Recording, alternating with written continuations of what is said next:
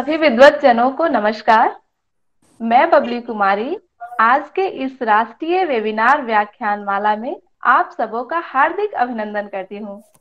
आज का यह राष्ट्रीय वेबिनार व्याख्यान माला केरल के सेंट पीटर्स कॉलेज कोलंचेरी और केरल हिंदी साहित्य मंडल कोच्चि के संयुक्त तत्वाधान में आयोजित है। बड़े हर्ष के साथ मैं आप सबको अवगत कराना चाहती हूँ कि सेंट पीटर्स महाविद्यालय महात्मा गांधी विश्वविद्यालय कोट्टायम की एक अंगीभूत इकाई है। 1964 में स्थापित यह महाविद्यालय आज एक स्नातकोत्तर महाविद्यालय के रूप में जाना जाता है। 1999 से यहाँ हिंदी विभाग भी स्थापित है। यहाँ के अलग अलग विभागों में शोध कार्य चल रहे हैं। कॉलेज का आदर्श वाक्य the wise shall inherit glory अर्थात बुद्धिमान महिमा को पाएंगे। अपने इसी आदर्श वाक्य को चरितार्थ करने हेतु महाविद्यालय द्वारा व्याख्यान माला सीरीज चलाई जा रही है और साथ ही केरल हिंदी साहित्य मंडल कोच्चि जो राष्ट्रीय एवं भावात्मक एकता की समर्पित स्वयंसेवी संस्था है, 1969 में इसकी स्थापना हुई और 1971 में यह पंजीकृत हुआ। इसके संस्थापक अध्यक्ष प्रोफेसर N.E. विश्वनाथन अय्यर थे, जो संस्कृत के प्रकांड विद्वान और हिंदी के विलक्षण विद्वान थे। अंग्रेजी, तमिल, मलयालम भाषाओं के अच्छे जानकार लेखक और अनुवादक भी रहे हैं। जिन विज्ञान एवं प्रौद्योगिकी विश्वविद्यालय के हिंदी विभाग के अध्यक्ष भी थे। आज केरल हिंदी साहित्य मंडल के अध्यक्ष प्रोफेसर T.N. विश्वम्भरन सर हैं। केरल के कई प्रतिभावान हिंदी प्रेमी उसके सदस्य हैं। बड़े हर्ष के साथ मैं आपको ये बता रही हूँ कि आज इस व्याख्यान माला सीरीज का 10वां व्याख्यान है और इस व्याख्यान का विषय है मन्नू भंडारी की कहानियों में प्रेम त्रिकोण। और इस गूढ़ विषय पर मुख्य भाषण देने के लिए हमारे साथ उपस्थित हैं doctor Jayashree Singh, associate professor एवं शोध निदेशक, जोशी वेडकर कॉलेज, मुंबई। और इस कार्यक्रम में एक पर्चा प्रस्तुति है जिसका विषय है बिना दीवारों के घर नाटक में नारी अस्मिता। कार्यक्रम शुरू होने से पहले मैं सभी प्रतिभागियों से अनुरोध करती हूँ कि आप अपना ऑडियो वीडियो ऑफ रखें और बीच में अपने स्क्रीन को भी शेयर ना करें, ताकि हम लोग सुविधापूर्वक इस कार्यक्रम को देख सके, सुन सके। तो अब मैं कार्यक्रम के प्रारंभ की ओर जाना चाहती हूँ और मैं सबसे पहले प्रार्थना गीत के लिए आमंत्रित करती हूँ नंदिनी, MA प्रथम वर्षीय छात्रा।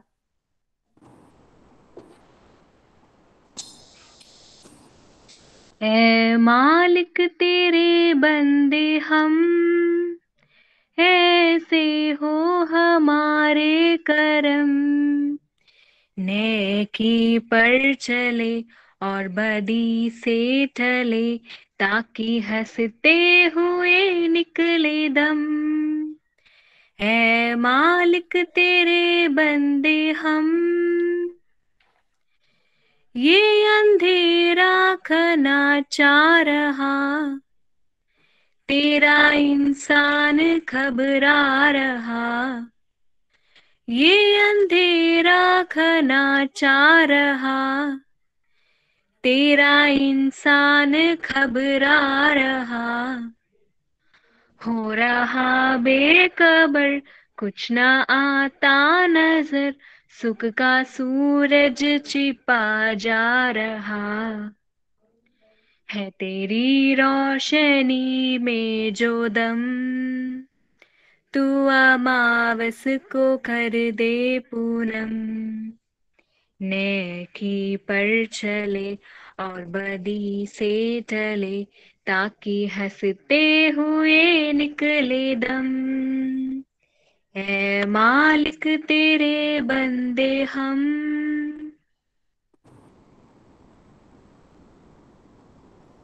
धन्यवाद नंदिनी। अब मैं स्वागत भाषण के लिए आमंत्रित करती हूँ सेंट पीटर्स कॉलेज कोलेंसेरी की associate professor doctor Sindhu TI ma'am को। मैम इस कॉलेज की एसोसिएट प्रोफेसर हैं और साथ ही हमारे कार्यक्रम की मुख्य संयोजिका भी हैं। मैम, मैं आपको आमंत्रित करती हूँ, आप आए और अपना मुख्य भाषण, अपना स्वागत भाषण रखें।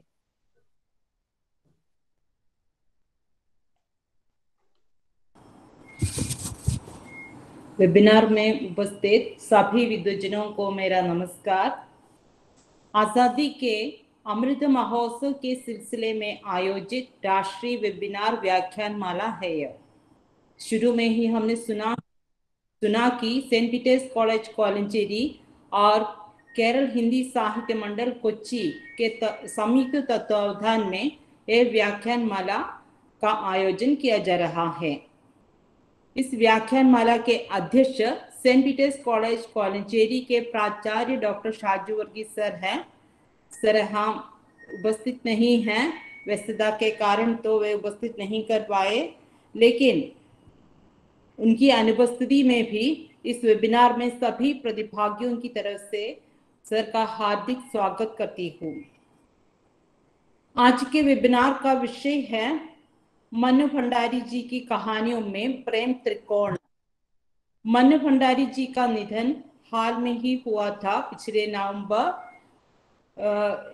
2021 को 90 वर्ष की आयु में उनका निधन हुआ था। उनके सामने श्रद्धांजलि अर्पित करते हुए मैं शुरू करती हूँ। मन्नू भंडारी जी हिंदी की वरिष्ठ लेखिका थी, इतना ही नहीं वरिष्ठ लेखक राजेंद्र यादव जी की पत्नी भी थी। मन्नू जी का जन्म 3 अप्रैल 1930 को मध्य प्रदेश के मंदसौर जिले के भानपुरा गांव में हुआ था, लेकिन राजस्थान के अजमेर गांव में पली बढ़ी। मन्नू जी के पिताजी हिंदी पारिभाषिक शब्दकोश के रचयिता श्री सुख संपत राय जी थे। उनके 2 भाई थे, प्रसन्न कुमार और वसंत कुमार। 2 बहनें थी, स्नेहलता और सुशीला। मन्नू जी के बचपन का नाम महेंद्र कुमारी था। उन्होंने मन्नू नाम स्वीकार किया था। उनके पिता सच्चे देश प्रेमी थे। स्वतंत्रता आंदोलन के समय उनके घर में भी उस पर खूब चर्चाएं होती थी। राजनैतिक चर्चाओं के साथ साथ साहित्यिक विषयों पर भी उनके घर में चर्चाएं होती थी और उनके पिताजी उनकी बेटियों को भी, विशेषतः मन्नू भंडारी जी को भी इन गोष्ठियों में भाग लेने का अवसर प्रदान किया करते थे। इसलिए बचपन से ही सही दृष्टिकोण पाने में, अपनी बेटी को दिला देने में पिताजी सफल हुए थे। छोटी उम्र में ही पिताजी ये नहीं चाहते थे कि उनकी लड़की घर की चारदीवारी से बाहर जाकर देश सेवा से जुड़ी रहे, लेकिन पिताजी की नाराजगी के बावजूद मन्नू भंडारी जी बचपन से ही घर के बाहर जाकर लोगों को जागरूक करने का काम किया करती थी। उन्होंने पूरे उत्साह के साथ स्वतंत्रता आंदोलन में कूद पड़ी थी। काशी हिंदू विश्वविद्यालय से एमए की पढ़ाई करने के बाद कई साल दिल्ली के प्रसिद्ध महाविद्यालय मिरांडा हाउस में उन्होंने अध्यापन कार्य किया था। लिखने का सिलसिला भी जारी रहा। शोधार्थियों के लिए मैं यही बताना चाहती हूँ कि उनके प्रमुख कहानी संग्रह है मैं हार गई, 3 निगाहों की एक तस्वीर, यही सच है, एक प्लेट सैला, त्रिशंकु, और उनके प्रमुख उपन्यास है आपका बंडी, जिस पर फिल्म भी बनी थी, एक इंच मुस्कान, जो उन्होंने राजेंद्र यादव के साथ लिखा था, महाभोज, नाटक है बिना दीवारों का घर, एक आत्मकथा है, एक कहानी, यह भी। उन्हें कई पुरस्कार भी मिले हैं। आज मन्नू भंडारी जी की कहानियों पर प्रेम त्रिकोण विषय पर व्याख्यान देगी मुंबई के जोशी बेडेकर महाविद्यालय के एसोसिएट प्रोफेसर एवं शोध निर्देशिका doctor Jayashree Singh ji. Doctor Jayashree Singh ji Saint Peters college में 2019 में आयोजित अंतर्राष्ट्रीय संगोष्ठी में भी व्याख्यान देने के लिए आई थी। हम आपके प्रति आभारी हैं जयश्री जी। कोरोना के समय उनकी एक किताब आई थी, भय आक्रांत। कोरोना महामारी पर हिंदी में लिखी पहली किताब है यह। युवा 2021 में भी जयश्री जी शामिल।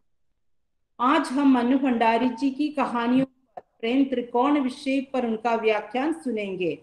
जयश्री जी इस राष्ट्रीय वेबिनार में सेंट पीटर्स कॉलेज कॉलंजेरी की तरफ से, केरल हिंदी साहित्य मंडल कोच्चि की तरफ से और यहाँ जुड़े हुए सभी प्रतिभागी मित्रों की तरफ से सादर सप्रेम आपका हार्दिक स्वागत करती हूँ।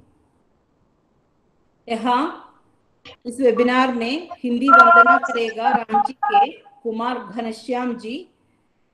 घनश्याम जी को भी इस वेबिनार में स्वागत करती हूँ। मनु भंडारी जी के बिना दीवारों का घर नाटक में नारी अस्मिता विषय पर शीर्षक पर एक पर्चा करेगी श्री शंकरा महाविद्यालय कालड़ी के assistant professor doctor Rajani V A. Doctor Rajani ji का भी इस वेबिनार में हार्दिक स्वागत करती हूँ। भारत के कई क्षेत्रों से इस वेबिनार में कई प्राध्यापक बंधु, हिंदी प्रेमी, शोध छात्र और कई छात्र छात्राएं जुड़ गए हैं। सबका हार्दिक स्वागत करती हूँ। हमारे कॉलेज के इस वेबिनार व्याख्यान माला में हमारे साथ जुड़े रहने के लिए केरल हिंदी साहित्य मंडल कोच्चि के प्रत्येक सदस्य के प्रति हमारा आभार व्यक्त करती हूँ। विशेषकर के अध्यक्ष डॉक्टर प्रोफेसर टी.एन. विश्वभरन सर के प्रति हम आभारी हैं और सचिव और सह संयोजिका डॉक्टर राधामणि जी के प्रति भी। आप सभी को इस राष्ट्रीय वेबिनार में हार्दिक स्वागत करती हूँ। सबका एक और बार स्वागत और प्रणाम। धन्यवाद मैम। आपने बहुत ही कम समय में मनु भंडारी जी का संक्षिप्त जीवन परिचय भी हमें दिया, इसके लिए आपका बहुत बहुत धन्यवाद और हृदय से आभार। अब मैं यहाँ पर आमंत्रित करती हूँ हिंदी नमन वंदना के लिए घनश्याम कुमार को, जो नीलांबर पीतांबर विश्वविद्यालय मेदिनीनगर पलामू से हमारे साथ जुड़े हुए हैं। घनश्याम जी, आप हिंदी नमन वंदना प्रस्तुत करें।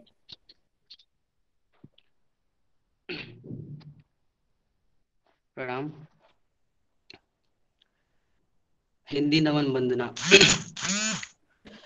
महालक्षणा अमृतमयी, हिंदी तुम्हें सत सत नमन। महालक्षणा अमृतमयी, हिंदी तुम्हें शत शत नमन। तू लक्षणा अभिव्यंजना, अभिधा मधुर मधुभासिनी। तू लक्षणा अभिव्यंजना, अभिधा मधुर मधुभासिनी। तू सूफियों के लाडली, दूरवसी कामायनी। साकेत भारत भारती, गोदान पुत्री है गबन। महालक्षणा अमृतमयी, हिंदी तुम्हें सत सत नमन। 10 इंद्र रूपक से बनी, तू प्रेम की अलकापुरी। 10 इंद्र रूपक से बनी, तू प्रेम की अलकापुरी। आरोह में अवरोह में, तू ही अधर की बांसुरी। महालक्षणा अमृतमयी, हिंदी तुम्हें सत सत नमन। हिंदी तुम्हें सत सत नमन।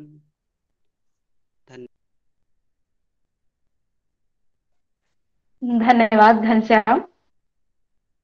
अब मैं आज के कार्यक्रम के मुख्य विषय की ओर बढ़ रही हूँ और हमारा आज का जो व्याख्यान माला है उसका मुख्य विषय है मनु भंडारी की कहानियों में प्रेम त्रिकोण।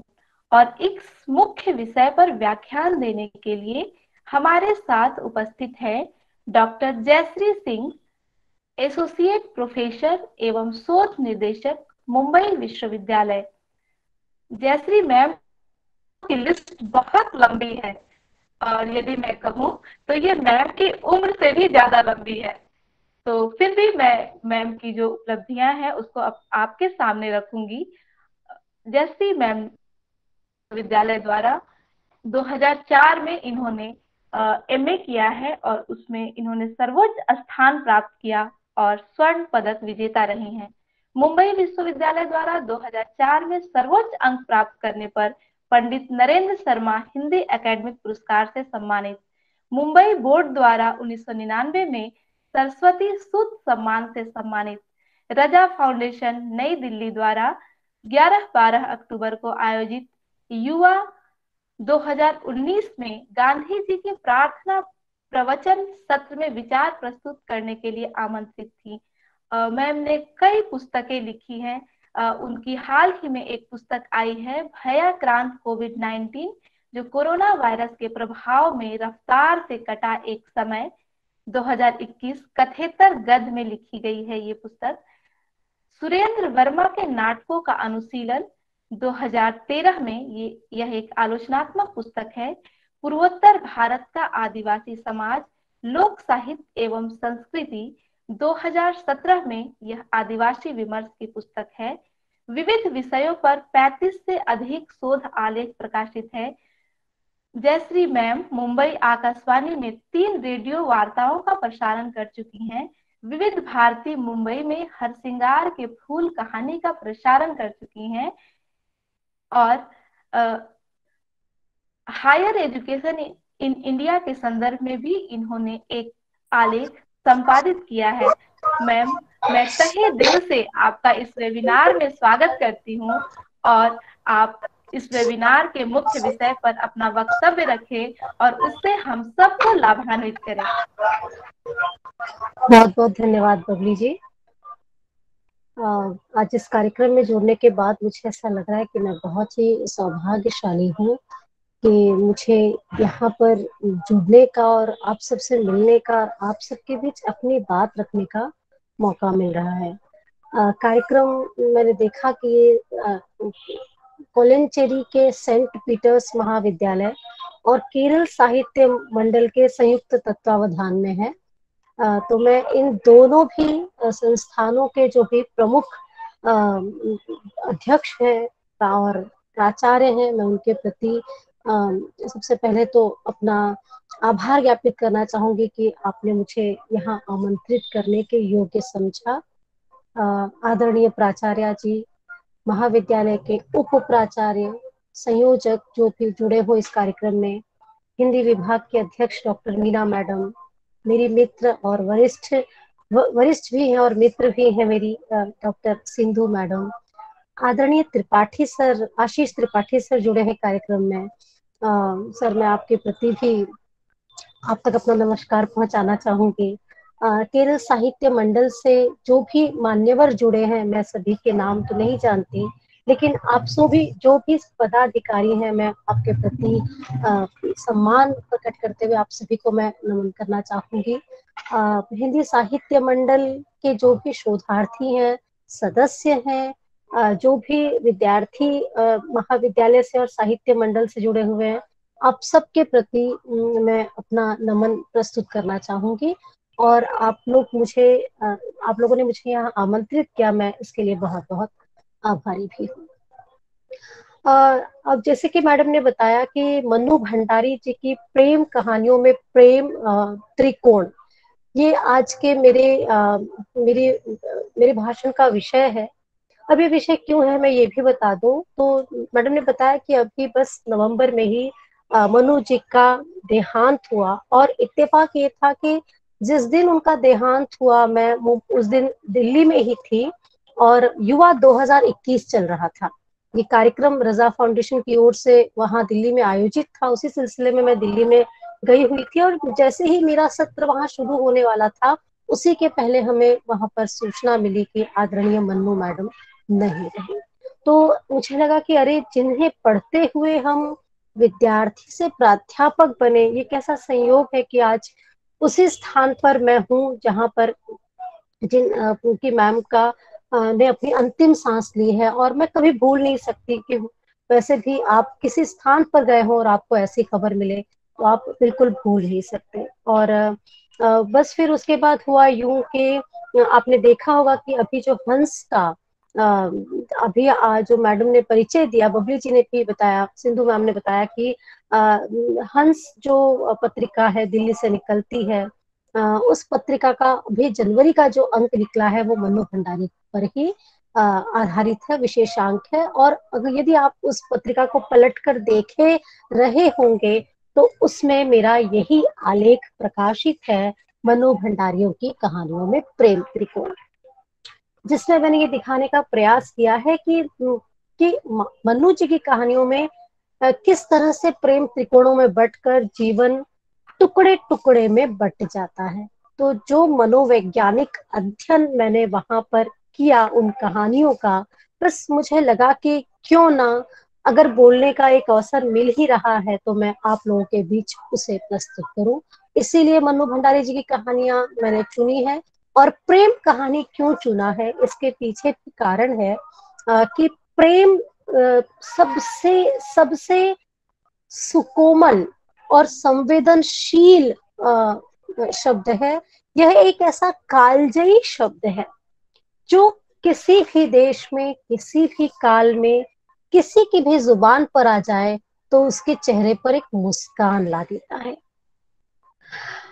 प्रेम के भाव को हम सब ने अपने भीतर महसूस किया है। प्रेम एक ऐसा तंतु है जिसकी उलझने हमें बहुत गहरे उलझाती हैं।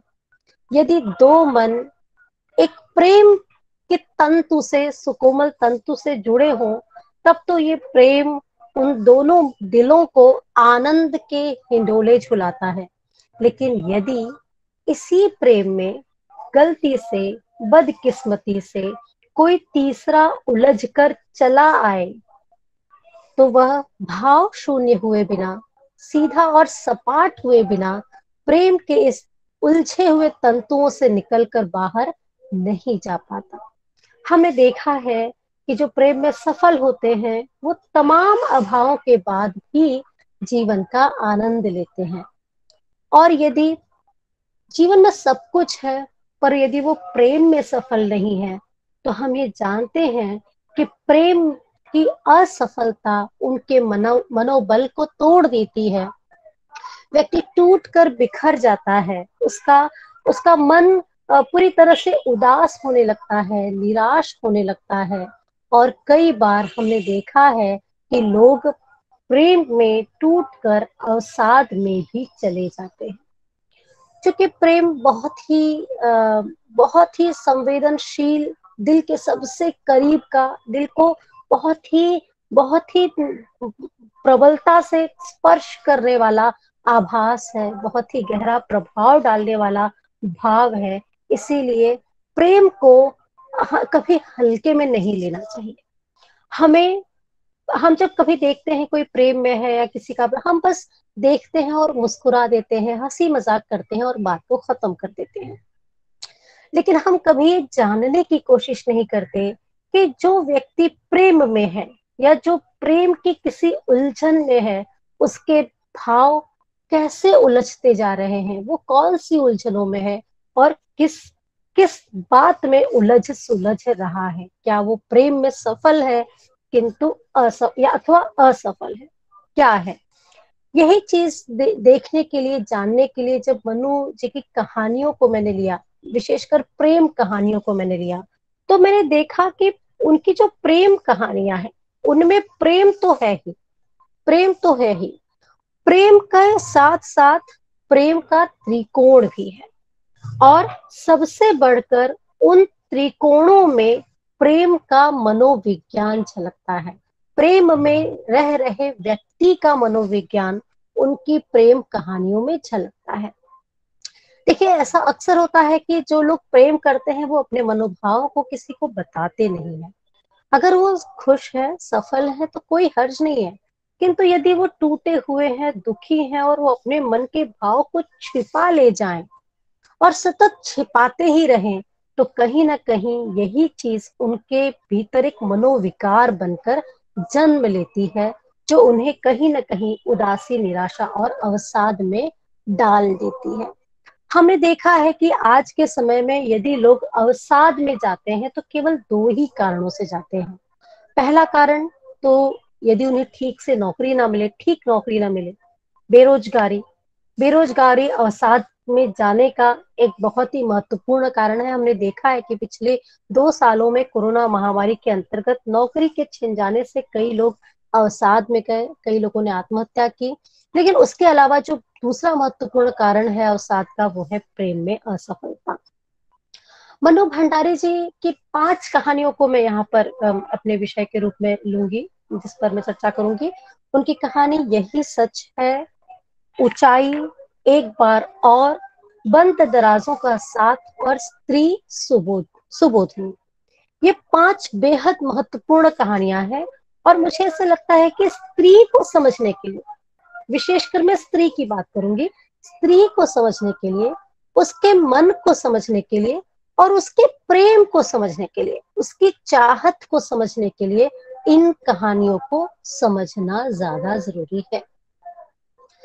ऐसा नहीं है कि इन कहानियों में जो स्त्री है वो बहुत ही बुरी स्थिति में है या बहुत ही अच्छी स्थिति में है, या वो केवल शादी के उस पार प्रेमिका है या शादी के इस पार स्त्री है, केवल यही कोई ऐसी स्थिति है, ऐसा बिल्कुल नहीं है। ऐसा बिल्कुल भी नहीं है कि वो परिवार की जकड़न में है या आजाद नहीं है, ऐसा भी नहीं है। उनकी कहानियों की कोई भी स्त्री कहीं से भी बनावटी, दिखावटी परिवेश की स्त्री नहीं है। उन्होंने बहुत बहुत साहस के साथ और बहुत ही समझ के साथ ऐसे ही परिवेश को चुना है, उन्हीं स्त्रियों को चुना है जो हमारे समाज में चारों ओर देखने में आती हैं, चाहे वो नौकरी व्यवसाय में हो, चाहे वो शोधार्थी हो, विद्यार्थी हो, चाहे वो प्रेमिकाएं हो, चाहे वो पत्नी हो। ऐसी ही स्त्रियों को उनके मनोभावों के साथ उन्होंने यहाँ पर प्रदर्शित करने का प्रयास किया है। उनकी कहानियों की स्त्री वो चाहे जिस भी ओर खड़ी है, शादी के उस पार या शादी के इस पार, शादी कोई बहुत मायने नहीं रखती इन कहानियों को समझने के लिए। लेकिन ये जो नायिकाएं हैं, ये जहां भी खड़ी हैं, लेखिका ये बताना चाहती है कि चाहे वो प्रेमिका हो तब भी, पत्नी हो तब भी, क्यों, या फिर वो लिव इन रिलेशन में हो तब भी, क्यों हर बार कहीं ना कहीं उसके मन का कोई कोना रिक्त रह जाता है, खाली रह जाता है, जिसे कि स्त्री अक्सर छिपा ले जाने का प्रयास करती है। वो उसको जरूरी नहीं समझती कि मुझे ये किसी को बताना चाहिए, इस पर मुझे किसी से चर्चा करनी चाहिए, स्त्री जरूरी नहीं समझती। लेकिन मन्नू भंडारी जी ये समझती है कि वह रिक्त कोना, खाली कोना, वह भी चर्चा के योग्य है, उसे भी प्रकाश में लाया जाना चाहिए। शायद यही सोच करके उन्होंने उस रिक्त कोने के इर्द गिर्द इन सारी कहानियों को बुना है। इसीलिए मुझे लगता है कि मन्नू भंडारी जी की कहानियों की जो स्त्रियां हैं वे पूर्ण है, पूरी तरह से पूर्ण है। उन्होंने किसी भी उसके मन के किसी भी कोने को छिपाया नहीं है, ढका नहीं है, कहीं पे भी कोई नकलीपन नहीं है, आदर्शवादिता का कोई झूठा दिखावा नहीं है। जो है जैसा है बिल्कुल असली है, सच्चा है। कैसे? अगर मैं ये बात कहना चाहती हूँ कैसे, तो उसके लिए मैं सबसे पहले एक कहानी का उदाहरण आपके सामने रखूंगी। एक कहानी है उनकी, यही सच है। यही सच है कहानी स्त्री के मन के अलग अलग शेड्स को और उसके मन के अलग अलग मूड्स को, दोनों को समझने के लिए बहुत ही कारगर है ये कहानी, बहुत ही सफल होती है ये कहानी आपको ये समझाने के लिए कि प्रेम क्या होता है और वो कैसे किसी व्यक्ति में उथल पुथल मचा सकता है।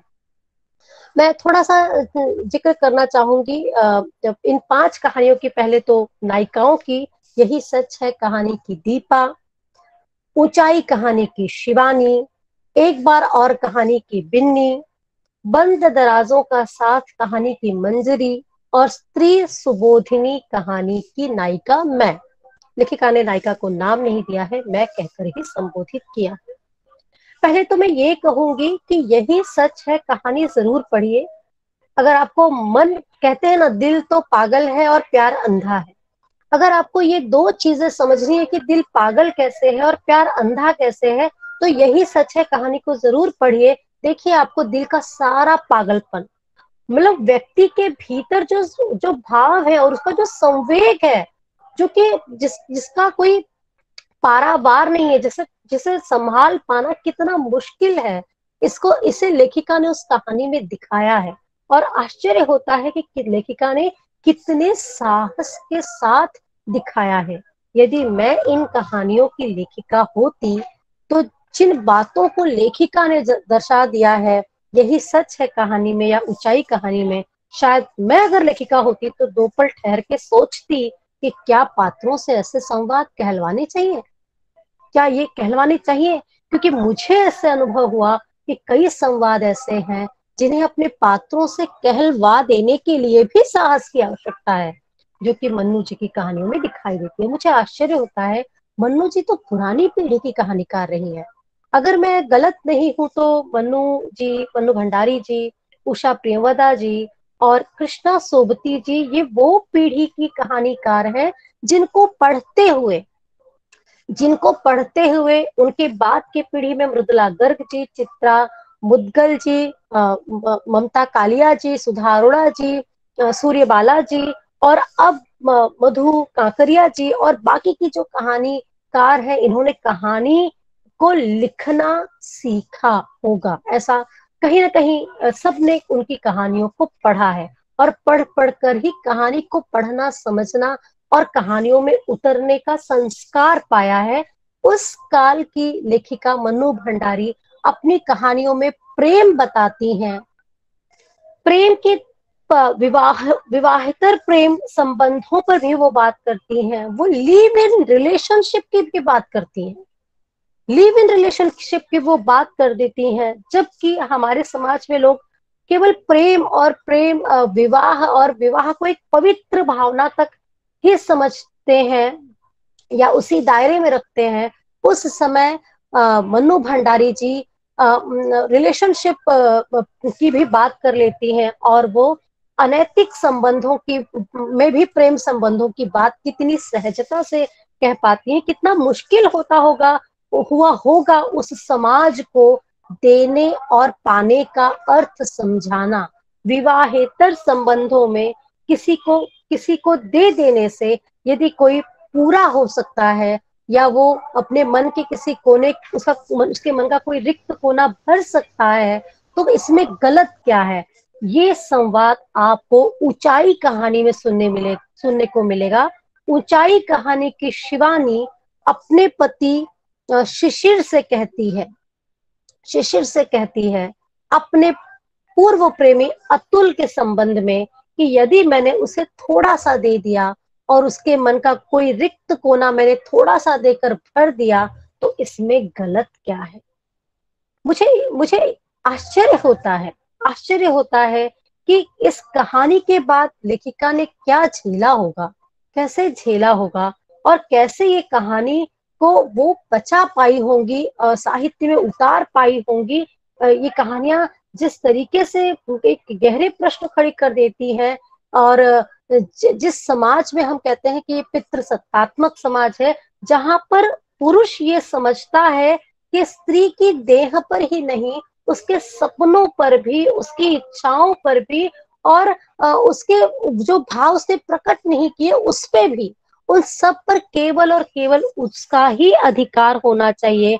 ऐसे समाज में यदि वह स्त्री ये कहे कि वो ये कह दे कि यदि मैंने थोड़ा सा देकर किसी के रिक्तता को भर दिया तो इसमें गलत क्या है। आश्चर्य में डालती है ये कहानी। मैं बात करना चाहती हूँ, अपने बात की मैं शुरुआत करना चाहती हूँ, यही सच है कहानी से। इस कहानी में चूंकि मैंने प्रेम त्रिकोण की बात है तो तीन तीन पात्र हर कहानी में है। और यही सच है कहानी की। दीपा दीपा की बात देखिए आप। दीपा पहले निशीथ नाम के लड़के से प्रेम करती है, बहुत प्रेम करती है। लोग कहते हैं कि पहला प्यार सच्चा होता है, पहले प्यार को व्यक्ति कभी नहीं भूल सकता, वो पहले प्यार को उससे कभी बाहर आ ही नहीं सकता। लेकिन किसी कारणवश जब निशीथ से उसे धोखा मिलता है, अपमान मिलता है, और बहुत ही अपमानित होकर के वह बिल्कुल टूट कर वह फिर से अपने नए नए सिरे से अपने जीवन की शुरुआत करती है। और उसके बाद उसको एक नया प्रेमी मिलता है, संजय नाम का।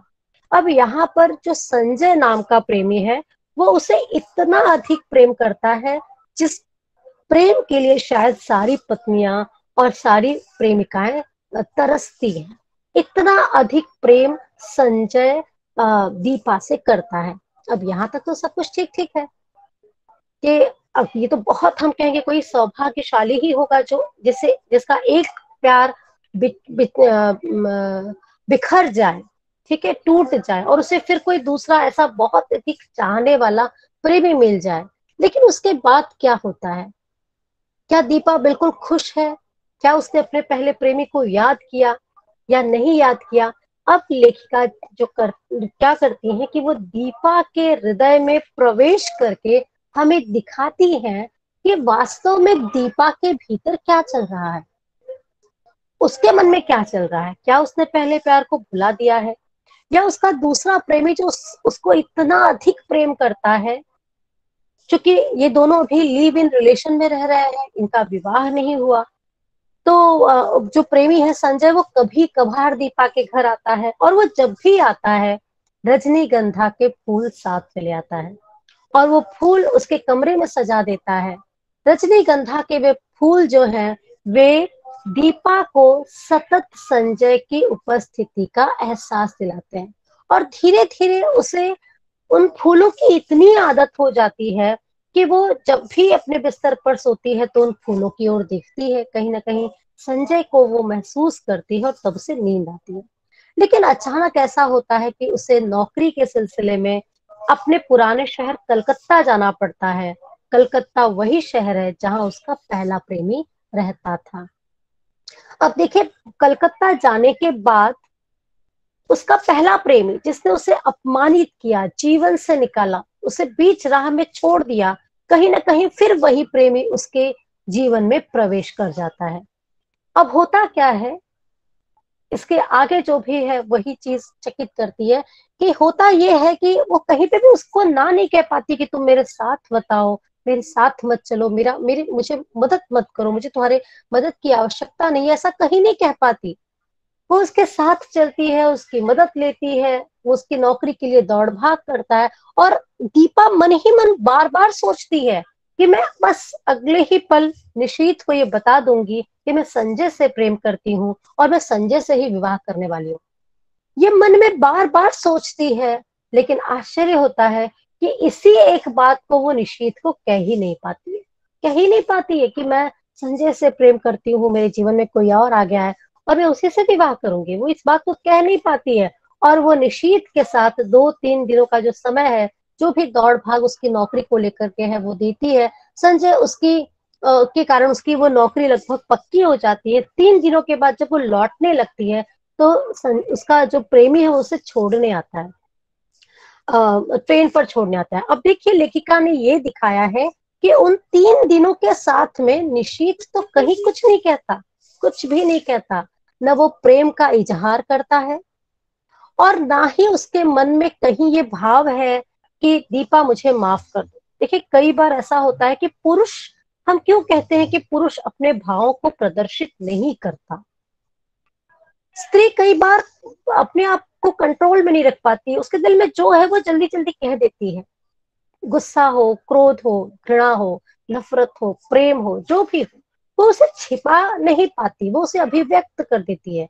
लेकिन जो पुरुष होता है वो कई बार अपने इमोशंस को, अपने भाव को या तो प्रकट करना ही नहीं जानता, या तो वो प्रकट करना ही नहीं चाहता, या तो वो शायद प्रकट कर ही नहीं पाता। कहीं ना कहीं इन तीनों में से कुछ ना कुछ बातें सही होती होंगी, हम कोई एक राय तो नहीं रख सकते, पर इतना है कि उसके भाव जल्दी प्रकट नहीं होते। निशीथ उन 3 दिनों में एक बार भी दीपा से न तो कोई क्षमा याचना मांगता है और ना ही फिर से प्रेम करने या फिर से जीवन में लौट आने की बात कहता है। वह बिल्कुल निष्पक्ष होकर बस एक दोस्त की तरह उसका साथ देता है, और क्यों देता है ये भी हमें कहीं समझ में नहीं आता। पर उन 3 दिनों के बीच दीपा के मन में इतने चढ़ाव उतार होते हैं, और वो हर पल सोचती है कि निशित मुझसे माफी क्यों नहीं मांग लेता, निशित मुझसे ये क्यों नहीं कह लेता कि दीपा सब कुछ भूल जाओ और मेरे जीवन में लौट आओ, निशित ये क्यों नहीं कह रहा है कि वो मुझसे आज भी प्यार करता है और आगे भी करता रहेगा, या वो मुझे कभी भूल ही नहीं पाया। दीपा सतत इन्हीं इन्हीं भावों उसके मन में चलते हैं, और वो हर पल ये बताना भी चाहती है कि मैं निशीथ से कह दूंगी कि मैं संजय से प्रेम करती हूँ, मैं संजय से विवाह करूंगी, लेकिन एक ओर तो ये कह देना चाहती है पर कह नहीं पाती, और दूसरी ओर वो ये कहकर कूढ़ती रहती है मन ही मन कि निशीथ माफी क्यों नहीं मांग लेता, निशीथ मेरा हाथ क्यों नहीं पकड़ लेता, निशीथ ये क्यों नहीं कह देता कि मैं तुमसे बहुत प्रेम करता हूँ। मतलब आप देखिए, आप चकित हो जाएंगे कि आखिरकार दीपा चाहती क्या है। वो दूसरे प्रेमी का प्रेम चाहती है, दूसरे प्रेमी से विवाह करना चाहती है जो उसको इतना अधिक प्रेम करता है, जो प्रेम शायद कभी निशीथ ने उसे किया ही नहीं, या फिर वो निशीथ के जीवन में लौट जाना चाहती है। कुछ भी समझना बहुत मुश्किल है कि आखिरकार दीपा के मन में क्या चल रहा है। और चूंकि ये दीपा के मन में चल रहा है, दीपा कह तो नहीं रही है, लेकिन जिस पल वो उसे स्टेशन पर छोड़ने आता है और अंतिम विदाई में उसके हाथ पर हाथ रखकर धीरे से दबा देता है, कहता कुछ नहीं है, बस उसके बाद ट्रेन भले छूट जाती है पर दीपा भी कहीं ना कहीं निशीथ के साथ वहीं छूट जाती है। और अब वही दीपा जो निशीथ के साथ रहते रहते ये सोचती है कि मैं उसे संजय की सच्चाई बताऊंगी, अब वो ये सोचती है कि मैं दिल्ली पहुंचकर संजय को सब सच सच बता दूंगी कि मैं तुमसे नहीं, मैं निशीथ से प्रेम करती हूँ, मैं निशीथ के साथ रहना चाहती हूँ। बहुत आश्चर्य होगा कि अरे ये कैसे, मतलब कहीं ना कहीं ऐसा लगता है कि प्रेम का एक त्रिकोण है, और उस त्रिकोण में जो वो एक बिंदु है, वही एक बिंदु इतना एक्टिव है कि वो कभी दौड़कर इस बिंदु की ओर जाता है, कभी दौड़कर इस बिंदु की ओर जाता है, और उन दोनों छोरों पर जाकर के वो दूसरे बिंदु की ओर ही देखता है, और वहीं जाकर वो ठहरता है, और वो समझ नहीं पाता कि आखिरकार उसे क्या करना है, उसे कौन चाहिए, प्रेम या प्रेमी, कौन चाहिए, ये कह पाना बहुत ही मुश्किल होता है।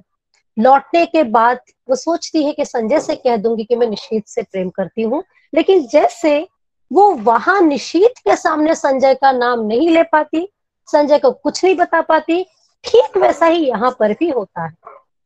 मतलब समझ लीजिए, जो उसकी प्रवृत्ति है दीपा के मन की जो मनोवृत्ति है, उसके मन की जो प्रवृत्ति है, वह बिल्कुल वही की वही है। व्यक्ति चाहे निशीथ हो या चाहे संजय हो, उस पर कोई फर्क नहीं पड़ता, प्रेमी पहला हो या दूसरा हो, लेकिन उसके प्रेम का और जो पैटर्न है वो बिल्कुल सेम है।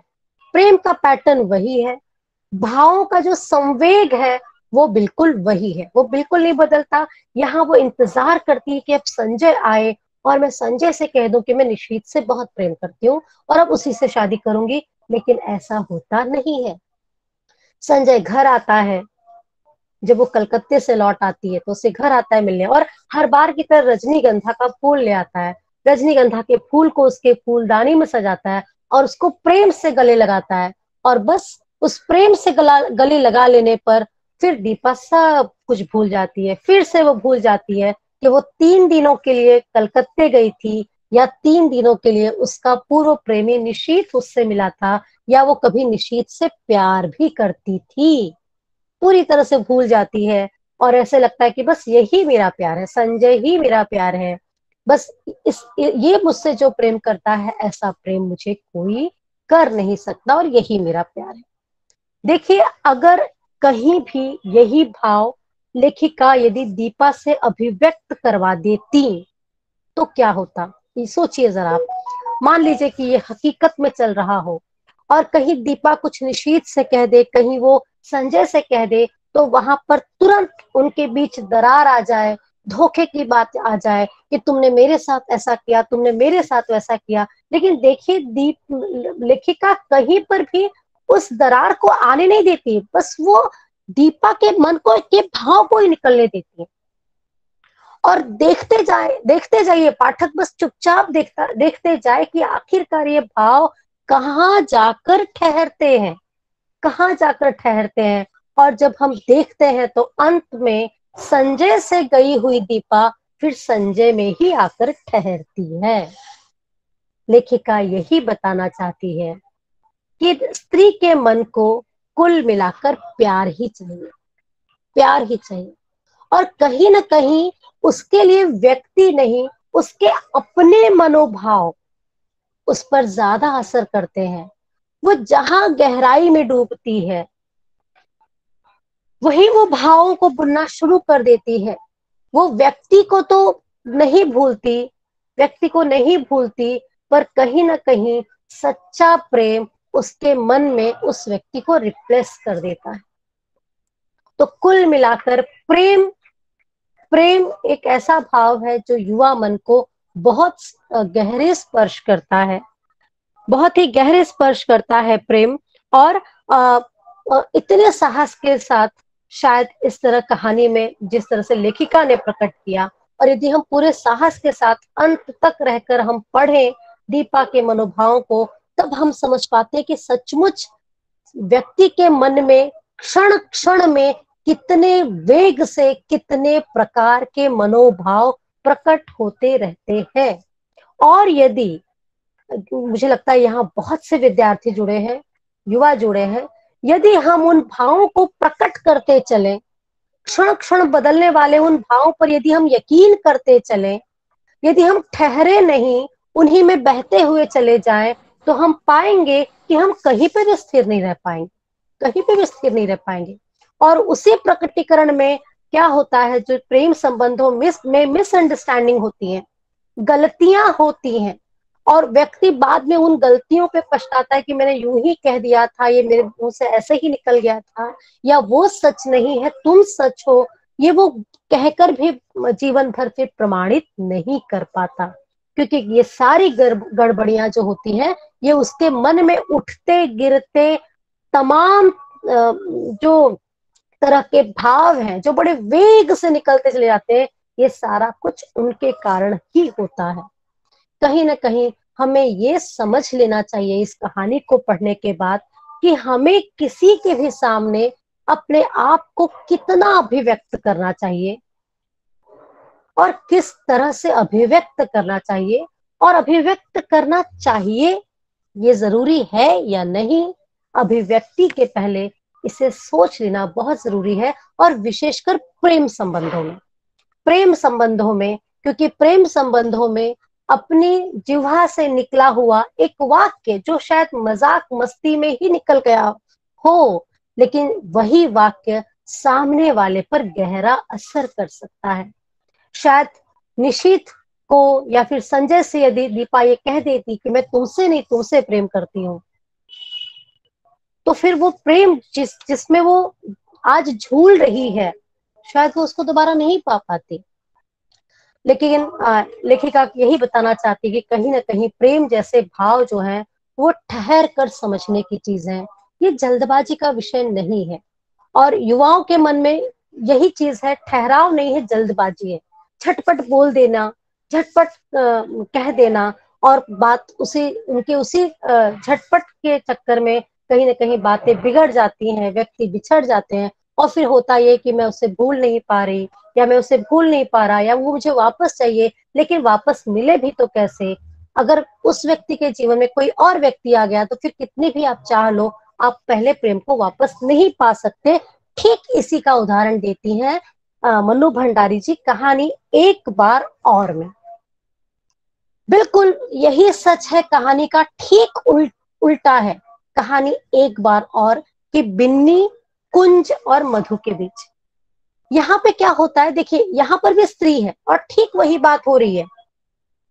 यहाँ पर बिन्नी कुंज से बहुत प्रेम करती है, बहुत प्रेम करती है, लेकिन कहीं किसी क्षण आकर के बिन्नी ने कुंज का दिल तोड़ दिया और उसे ये एहसास करा दिया कि नहीं, शायद तुम इतने जरूरी नहीं हो, या ठीक है अब और नहीं।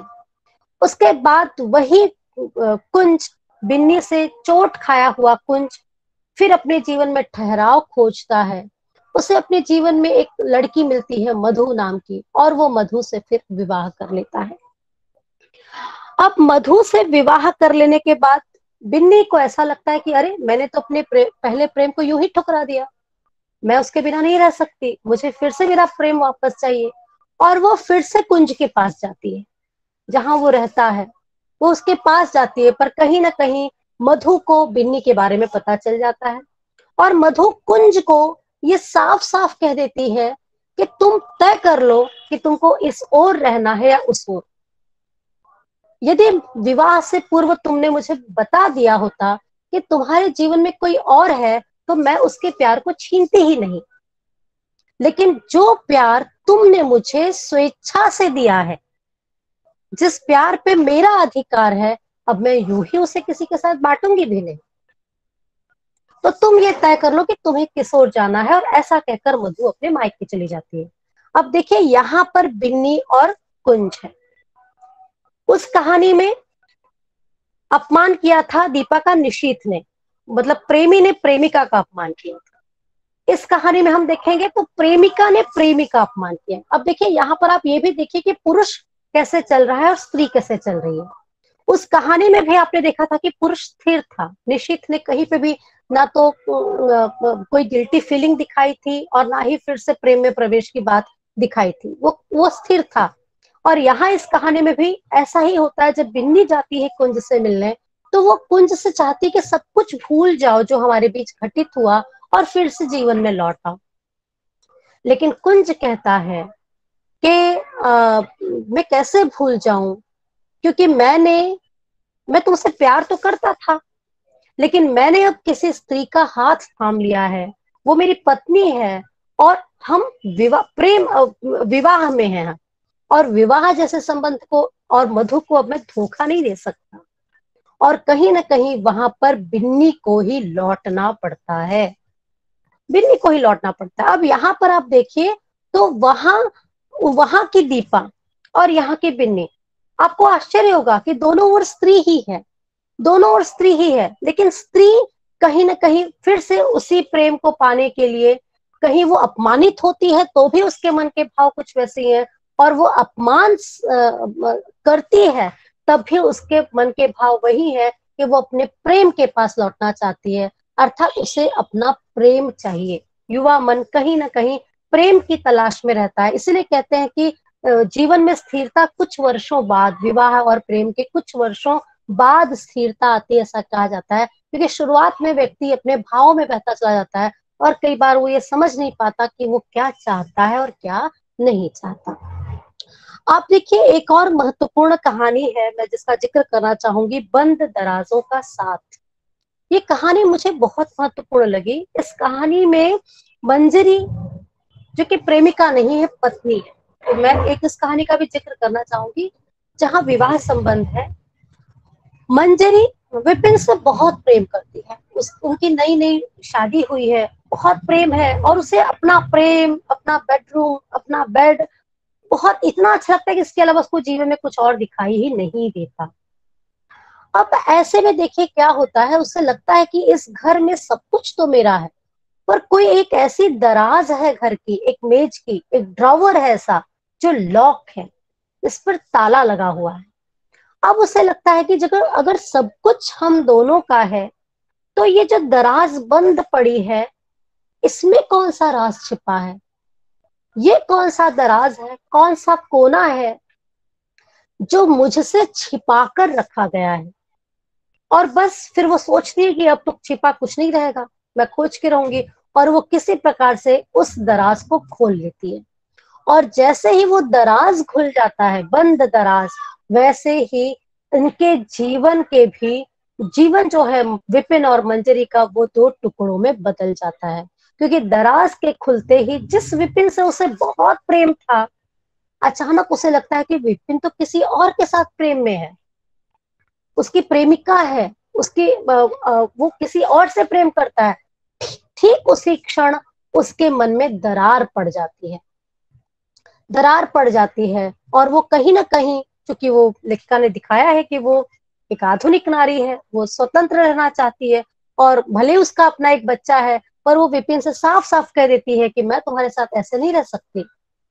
ये दराज जब तक बंद था, मुझे इसकी जानकारी नहीं थी, तब तक मैं तुम्हारे साथ रह सकी, लेकिन इसके खुल जाने के बाद और इसके राज जान लेने के बाद मैं तुम्हें मुक्त करती हूँ, तुम जाओ, जिसके साथ रहना है रहो, मैं तुम्हारे साथ नहीं रहूंगी। और लेखिका ने बताया कि बड़ी बातचीत से बातें संभल जाती हैं। विपिन जिसके साथ रहना चाहता है चला जाता है, और यहाँ पर मंजरी भी रहने लगती है अपने बेटे के साथ। अब आगे क्या होता है देखिए। धीरे धीरे मंजरी को लगता है कि वो यूं ही कैसे रहे, अकेले कैसे रहे, वो स्वतंत्र हो चुकी है, उसे भी निर्णय लेना चाहिए, उसका बेटा है। और फिर वो एक बार में दो निर्णय लेती है। एक निर्णय तो वो ये लेती है कि वो अपने बेटे को हॉस्टल भेज देगी पढ़ने के लिए, ताकि उसका भविष्य सुधर सके। और स्वयं के लिए वो ये निर्णय लेती है कि मैं विवाह करूंगी, दूसरा विवाह करूंगी। अगर विपिन किसी और के साथ अपने संबंधों में खुश है, तो मैं अकेली क्यों दुखी रहूं, मुझे भी किसी के साथ खुश रहना चाहिए। और वह विवाह कर लेती है, और सचमुच वो दूसरे विवाह में खुश भी रहती है। लेकिन आगे क्या होता है कि विवाह के बाद वो अपनी नौकरी को छोड़ देती है, उसे लगता है नौकरी की जरूरत नहीं है, अब तो विवाह हो गया है। लेकिन फिर धीरे धीरे देखती है कि उसका जो दूसरा प्रेमी है, पति है, प्रेम करता है, सब कुछ है, कहीं कोई कमी नहीं है, पर जब उसका बेटा कभी घर लौट कर आता है और वो महंगी चीजों की जिद करता है, या वो कभी हॉस्टल की फीस जब भरने के लिए उससे पैसे मांगती है, तो उसे कहीं ना कहीं लगता है कि मैंने नौकरी छोड़कर गलती कर दी। और कहीं ना कहीं जब उसे ये आभास होता है कि मेरा दूसरा पति कहीं ना कहीं इस पहले पति के बेटे की जो खर्च है उसे उठाने के लिए कहीं थोड़ा सा वो झिझकता है या पीछे हटता है, उसके मन में तुरंत अब दूसरे विवाह के प्रति भी उसके मन में थोड़ा सा एक अलग तरह का भाव आ जाता है। और फिर उसे लगता है कि मैं मतलब कि यहाँ पर मुझे ये कहना है कि एक व्यक्ति, एक इंसान पता नहीं किस संतुष्टि की खोज में, न जाने कैसे प्रेम की खोज में, खुद तो अपने जीवन को टुकड़ों में बांट देता है, पर न जाने वो अपने जीवन में आई कितनी स्त्री अथवा कितने स्त्रियों के जीवन को भी टुकड़ों टुकड़ों में बांट जाता है। लोग टुकड़ों टुकड़ों में बट जाते हैं, और फिर वो ये देखते हैं कि सम्मान, विश्वास और प्यार, जो तीनों चीजें चाहिए है जीवन के लिए, वो तीनों उन्हें हासिल यदि नहीं होती, तो व्यक्ति कहीं ना कहीं रिक्त, अकेला और अधूरा सा अपने आप को महसूस करने लगता है। मुझे लगता है कि समय होने आ रहा है, लेकिन मैं एक और कहानी का जिक्र जरूर करूंगी। बहुत से लोग युवा जुड़े हुए हैं, इसीलिए कि आप मनु जी की कोई कहानी पढ़ें या न पढ़ें, लेकिन उनकी एक कहानी है स्त्री सुबोधिनी। कृपया इसे जरूर पढ़ें, जरूर पढ़ें। स्त्री सुबोधिनी कहानी को लेखिका ने पत्र शैली में लिखा है, और ये कहानी उन लड़कियों के लिए है जो अपने आप को अत्याधुनिक समय की समझती हैं, जो ये मानती हैं कि प्रेम सब कुछ है, और प्रेम है तो जीवन के सारे सुख हैं, कहीं ना कहीं प्रेम है तो विवाह भी होगा और सब कुछ मिल जाएगा। ठीक है, ऐसी ऐसी बहुत सी लड़कियां जो प्रेम के चक्कर में कहीं ना कहीं किसी न किसी शादीशुदा पुरुष के चक्कर में पड़ जाती हैं। वो व्यक्ति चाहे उनका बॉस हो, वरिष्ठ हो, कोई भी हो। ये कहानी ऐसी लड़कियों के लिए है, और वो कहती है लेखिका कि मैंने अपने जीवन में 8 साल मैं प्रेम की ज्योत जगाए रखी, और मेरा जो प्रेम है वो अपने बॉस के प्रति नौकरी की पदोन्नति के लिए नहीं था, बिल्कुल निश्चल था मेरा प्रेम। मैंने बस प्रेम के लिए प्रेम किया था, क्योंकि मेरे बॉस ने मुझे कहा था कि उसकी पत्नी उसे प्रेम नहीं करती, वो बहुत दुखी रहता है प्रेम संबंधों में, और वो मुझसे प्रेम करता है, मेरा प्रेम चाहता है, और बस इसीलिए वो बेचारी उस प्रेम में बह जाती है। क्योंकि लेखिका ये साफ कहती है कि हर कोई चाहता है एक अच्छा घर, एक अच्छा वर, और जो लड़कियां इस अच्छे घर वर की तलाश में रहती हैं, कहीं ना कहीं ऐसी ही लड़कियों को टारगेट किया जाता है, फंसाया जाता है, क्योंकि वो आजाद ख्यालों की भी होती हैं। लेखिका ये बताती है कि स्त्री सुबोधनी में वो मैं के माध्यम से बताती है कि किस तरह से मैं इस चक्कर में फंसी, और मैंने अपने जीवन के कई कई साल बर्बाद कर देने के बाद मुझे ये लगा कि कोई भी शादीशुदा पुरुष कभी अपनी पत्नी को छोड़कर किसी दूसरी स्त्री या प्रेमिका का नहीं हो सकता। ये कहानी उन युवा लड़कियों के लिए है जो एक अच्छे पति की पत्नी बनना चाहती हैं, बहुत पैसा समृद्धि चाहती हैं, लेकिन वो ये नहीं समझ पाती कि वास्तव में प्रेम क्या है, क्या प्रेम है और छल क्या है। वो कभी ये सोच नहीं पाती कि उनके साथ छल भी हो सकता है, और एक लंबे समय बाद उन्हें यह अनुभव होता है कि अरे उनके उसके घर पर जो स्त्री है उसने तो अपने घर को, उस महल को ही अपने शरीर पर वस्त्र बनाकर ओढ़ लिया है, उसे तो कोई फर्क ही नहीं पड़ रहा कि उसका पति उसके साथ है या किसी और के साथ है, बस वो अपने उस घर के साथ संतुष्ट है, खुश है, और उसका पति कहीं ना कहीं वो चाहे किसी से भी प्रेम करे, उसे लौट के तो अपने घर ही जाना है। और फिर ऐसी स्थिति में ये प्रेमिकाएं समझती हैं कि हमारा जीवन कुछ भी नहीं रहा, बेकार गया ये जीवन, छल हुआ हमारे साथ, धोखा हुआ है। इतना ही नहीं, लेखिका यहाँ पे ये भी बताती हैं कि ऐसी स्त्रियां ये समझती हैं कि मेरे ही कंधों पर भार है, स्त्री पुरुष के बीच नए तरह के संबंधों को स्थापित करने का भार मेरे ही कंधों पर है, मुझे ही मॉडर्न बनना है, या मुझे ही ये जताना है कि हम इस तरह से नए तरीके से भी रिश्तों को स्थापित कर सकते हैं, या इस तरह से भी हम विवाह जैसे बंधनों में बचने से बच सकते हैं। लेकिन लेखिका ये बताती हैं कि विवाह जैसे बंधनों से बचने का जो रास्ता है, वो रास्ता कहीं पर भी विश्वसनीय नहीं है। वह रास्ता किसी भी पल आगे जाकर उन्हें धोखा दे सकता है, और इस धोखे को वो बहुत लेट, बहुत देरी से समझती हैं, तब तक उनके हाथ से उनका एक लंबा जीवन निकल चुका होता है। तो बिल्कुल प्रिया जी सही बता रही हैं आप, ऐसी तमाम कहानियां हैं, तमाम कहानियां हैं, और हमारे पास हमारा हिंदी साहित्य समृद्ध है। हमारे यहाँ पर भी स्त्री विमर्श पर बहुत चर्चाएं हुई हैं, बहुत चर्चाएं हुई हैं। अब शायद ही कोई भी कोना ऐसा बचा हो, कोई भी प्रेम संबंध ऐसा बचा हो जिसकी चर्चा न हुई हो किसी तरह का, चाहे उसकी शैली कैसी भी रही हो, गहराई कितनी भी रही हो, ये सब कुछ पर फिर भी कई बार ये जरूरी होता है कि हम अपने मन को और मन की गति को समझने के लिए कहीं ना कहीं हम मनोभावों को, और इस तरह से जो मन की प्रवृत्ति है उसे हम समझे या जाने।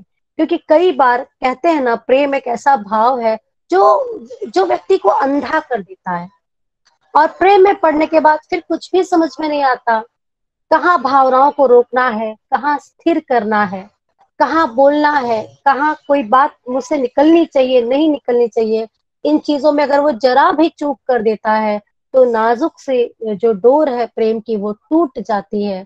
और जैसा कि शुरुआत के प्रस्तावना में मैंने कहा कि प्रेम एक सुकोमल तंतु है, यदि ये दो दिलों को उलझाता है तो ये आनंद के हिंडोले झुलाता है, पर यदि गलती से भी इस प्रेम के तंतु में, उलझे हुए तंतु में कोई तीसरा उलझ कर चला आए तो फिर वो तीनों भी उससे शून्य हुए बिना, सपाट हुए बिना बाहर नहीं निकल सकते। देखिए, प्रेम की परिभाषा का जो सवाल आपने पूछा है, तो ऐसा तो ये नहीं है कि प्रेम को परिभाषित किया है, प्रेम को कोई परिभाषित नहीं करता। ये जो कहानीकार हमारे सामने जो प्रेम के संबंध रखते हैं, जो परिवेश वो हमारे सामने निर्मित करते हैं, जिन पात्रों के जरिए वो मनोभावों को हमारे सामने प्रस्तुत करते हैं, अलग अलग पात्रों के जरिए, अलग अलग मनोभावों के जरिए ये हमें ही समझना होता है कि स्थिति क्या हो और किस स्थिति में निर्णय क्या लिया जाए। जैसे कि मैं आपको बताती हूँ, मैं जो कहानी का जिक्र कर रही थी ऊंचाई, आप किसी ने सवाल पूछा, मैं उन्हीं का जवाब दे रही हूँ कि ऊंचाई कहानी में जैसे कि लेखिका मैंने बताया कि शिवानी अपने पहले प्रेमी अतुल के साथ कुछ प्रेम उसे देह दान करके जब लौटती है और कहीं ना कहीं उसके पति शिशिर को पता ही चल जाता है और शिशिर उससे पूछता है कि जो तुमने किया वो ठीक किया है क्या?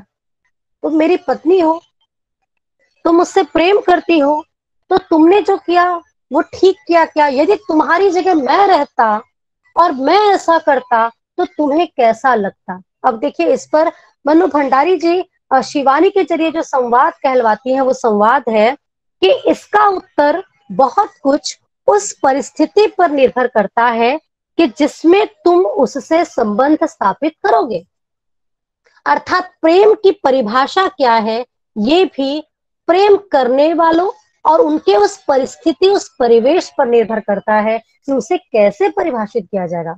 शिवानी कहती है कि इसका उत्तर बहुत कुछ उस परिस्थिति पर निर्भर करता है जिसमें तुम उसके साथ संबंध स्थापित करोगे। और फिर मैं इतना तो कह ही सकती हूँ कि मैं इस मामले में संकीर्ण नहीं हूं, और फिर तुम्हारे प्रति, आपसी संबंधों के प्रति मेरी आस्था इतनी कच्ची भी नहीं है कि मैं तुम पर डाउट कर सकूं। अर्थात यहाँ पर मन्नू भंडारी जी जो कहती है वो मुझे ये समझ में आया है कि उनका ये कहना है कि जिससे हम प्रेम करते हैं उसके साथ हमारी आस्था गहरी होनी चाहिए, उसके साथ हमारा जुड़ाव गहरा होना चाहिए और असली होना चाहिए, सच्चा होना चाहिए। अर्थात कुल मिलाकर प्रेम दिखावा न होकर, रजनीगंधा के फूल न होकर, उस फूल के भीतर की खुशबू होनी चाहिए जो धीरे धीरे मन में उतर जाए, जीवन में उतर जाए, और फिर व्यक्ति रहे न रहे पर उसकी वो खुशबू कभी भी हमारे दिल दिमाग से न जाए। कुछ इस तरह से मन्नू जी ने प्रेम को परिभाषित किया है, और कोई एक परिभाषा नहीं हो सकती। ये डिपेंड करता है, निर्भर करता है उस परिवेश पर कि परिवेश क्या है और वहां व्यक्ति कौन है और वो कैसे उसमें प्रतिक्रिया कर रहा है। जैसे कि एक उदाहरण मैं कई बार अपने विद्यार्थियों को भी देती रहती हूँ कि हम बिना परिवेश के किसी भी बात को गलत सही नहीं कह सकते, क्योंकि मान लीजिए अगर किसी ने किसी को थप्पड़ मारा और मैं पूछूंगी कि ये किसी ने किसी को थप्पड़ मारा, बताओ तुम सही किया या गलत, तो वहां पर पहला सवाल ये उठना चाहिए कि प्रसंग क्या था, सिचुएशन क्या था, सीन क्या था, थप्पड़ किसने किसको मारा। यदि कोई गलत काम कर रहा था और उसको थप्पड़ मारा गया तब तो हम कहेंगे ये थप्पड़ बहुत सही था, बहुत सही था। गलत काम पर थप्पड़ मारा अर्थात उसे सुधारने के लिए थप्पड़ मारा है। लेकिन अगर कोई बेचारा दया की भीख मांग रहा है, गिड़गिड़ा रहा है और कह रहा है कि मालिक मैं आपकी रकम चुका दूंगा, मुझे 2 दिन का और समय दो, और मालिक कहे कि तुम मुझसे जबान लड़ाता है और थप्पड़ मार दे, तो यहाँ पर तो वो थप्पड़ बहुत गलत हुआ है ना, कहने के लिए थप्पड़ ही है। पर देखिए दो परिवेश, एक पर वो एक प्रसंग ऐसा है जहां वही थप्पड़ सही है और एक प्रसंग ऐसा है जहां पर वही थप्पड़ गलत है। तो हम जब तक किसी प्रसंग को ना देखें, मामला क्या है, माजरा क्या है, क्या बात है, जब तक हम उसे न जान लें तब तक हम किसी भी चीज को परिभाषित नहीं कर सकते। क्योंकि ऐसा तो है ही नहीं कि यही व्यक्ति सही है या वही व्यक्ति गलत है, ऐसा हो ही नहीं सकता। सारी व्यक्ति और परिस्थितियां ये दोनों मिलकर बता सकती हैं कि कौन सही है कौन गलत है। एक को सुनकर और एक को जानकर उसका निर्णय करना बहुत ही गलत है। मैं अपनी बात को समाप्त करने से पहले एक वाक्य मैं अपना बताना चाहूंगी। जी बिल्कुल, आपका प्रश्न मैं लेती हूँ आकांक्षा, लेकिन मैं जरा सा अपनी ओर से कंक्लूजन चाहूंगी करना कि मेरी समझ से प्रेम क्या है, जो कि मैंने अपने उस शोध पत्र में भी अंत में मैंने ये दिखाना चाहा कि यदि हम स्त्री की बात करें, स्त्री के मन की बात करें, तो स्त्री के लिए प्रेम कहीं पे भी अवसर नहीं है। स्त्री के लिए प्रेम ठहराव है, और हर किसी के लिए प्रेम ठहराव ही होना चाहिए। अगर हम प्रेम को अवसर समझते हैं तो ये बहुत गलत है, ये प्रेम का दुरुपयोग है, और इस तरह का दुरुपयोग किसी को भी नहीं करना चाहिए। फिलहाल मैं अपनी बात पे आऊं तो प्रेम अवसर नहीं, ठहराव है। और स्त्री केवल प्रेम नहीं चाहती, वह प्रेम के साथ साथ सम्मान और पूरा पूरा विश्वास चाहती है। जैसे मंजरी को तो विपिन का पूरा पूरा प्यार प्राप्त था, लेकिन फिर भी उसे लगता था कि ये पूरा नहीं है। उसे सम्मान भी चाहिए, प्यार भी चाहिए, और पूरा पूरा विश्वास भी चाहिए। जो मेरा निष्कर्ष है प्रेम के प्रति वो ये है कि प्रेम न तो प्यास है, और प्रेम न ही प्यास बुझाने का साधन है, और प्रेम प्यास बुझाने की प्रक्रिया तो कतई नहीं है, कतई नहीं है। न तो प्रेम प्यास है, न प्यास बुझाने का साधन है, और प्यास बुझाने की प्रक्रिया भी प्रेम कतई नहीं है। स्त्री या कोई भी व्यक्ति जो प्रेम करता है वो प्रेम को अपने भावों में जीता है, वो अपने भाव में जीता, अपने भाव जगत में वो उस प्रेम को जीता है। और जो अगला व्यक्ति उसको प्रेम करते हुए उसके भाव जगत में गहरे उतर कर उसके अंतर मन में ठहर गया, बस उसी ने प्रेम को जिया। और बाकी सब तो कहानियां हैं जो जीवन के कई कई मोड़ों पर बनती रहती हैं, बिगड़ती रहती हैं, और उन्हें कहानी ही कह सकते हैं। तो जो भाव जगत में गहरे उतरे और गहरे उतर कर ठहर जाए, वही प्रेम सच्चा है, और वही प्रेम हमें वास्तविक प्रेम का आनंद दे सकता है। और बाकी कहानियां तो रोज ही हो रही हैं हमारे चारों ओर, रोज ही दिल जुड़ रहे हैं, दिल जुड़ रहे हैं, टूट रहे हैं, आज उससे तो 2 महीने बाद इससे, 2 साल बाद किसी और से। तो वो प्रेम नहीं है। जरूरत है प्रेम को सही रूप में समझने की, और ये समझने की कि प्रेम का एक अपना भाव जगत होता है, और उस भाव जगत में उतर कर हमें प्रेम करना होता है। प्रेम चालाकी और छल का विषय नहीं है, वो भाव का विषय है। मैं अपनी बात कर चुकी हूँ, अगर कोई सवाल है तो आप लोग पूछ सकते हैं।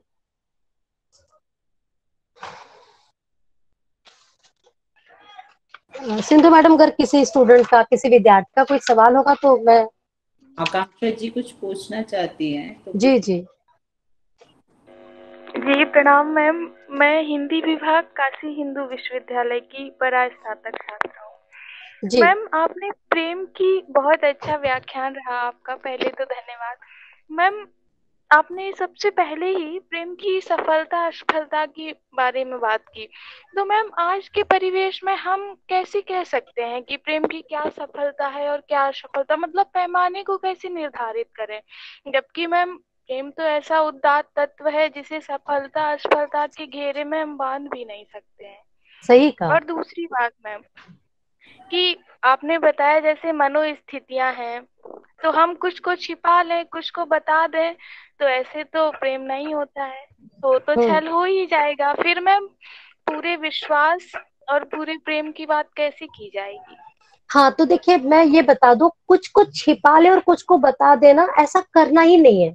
पहले तो मैं ये कहना चाहती थी कि इस कहानी से मुझे जो समझ में आया कि प्रेम का हमारे भीतर बहुत से भाव अबाध गति से चलते रहते हैं, चलते रहते हैं, और हमें छिपाने या बताने से पहले हमें ये तय करना चाहिए, ठहर कर, हमें खुद ठहरना है, हमें खुद सोचना है, हमें खुद तय करना है कि मेरे भीतर आने वाले कौन से भाव सच्चे हैं और कौन से यूं ही आ रहे हैं।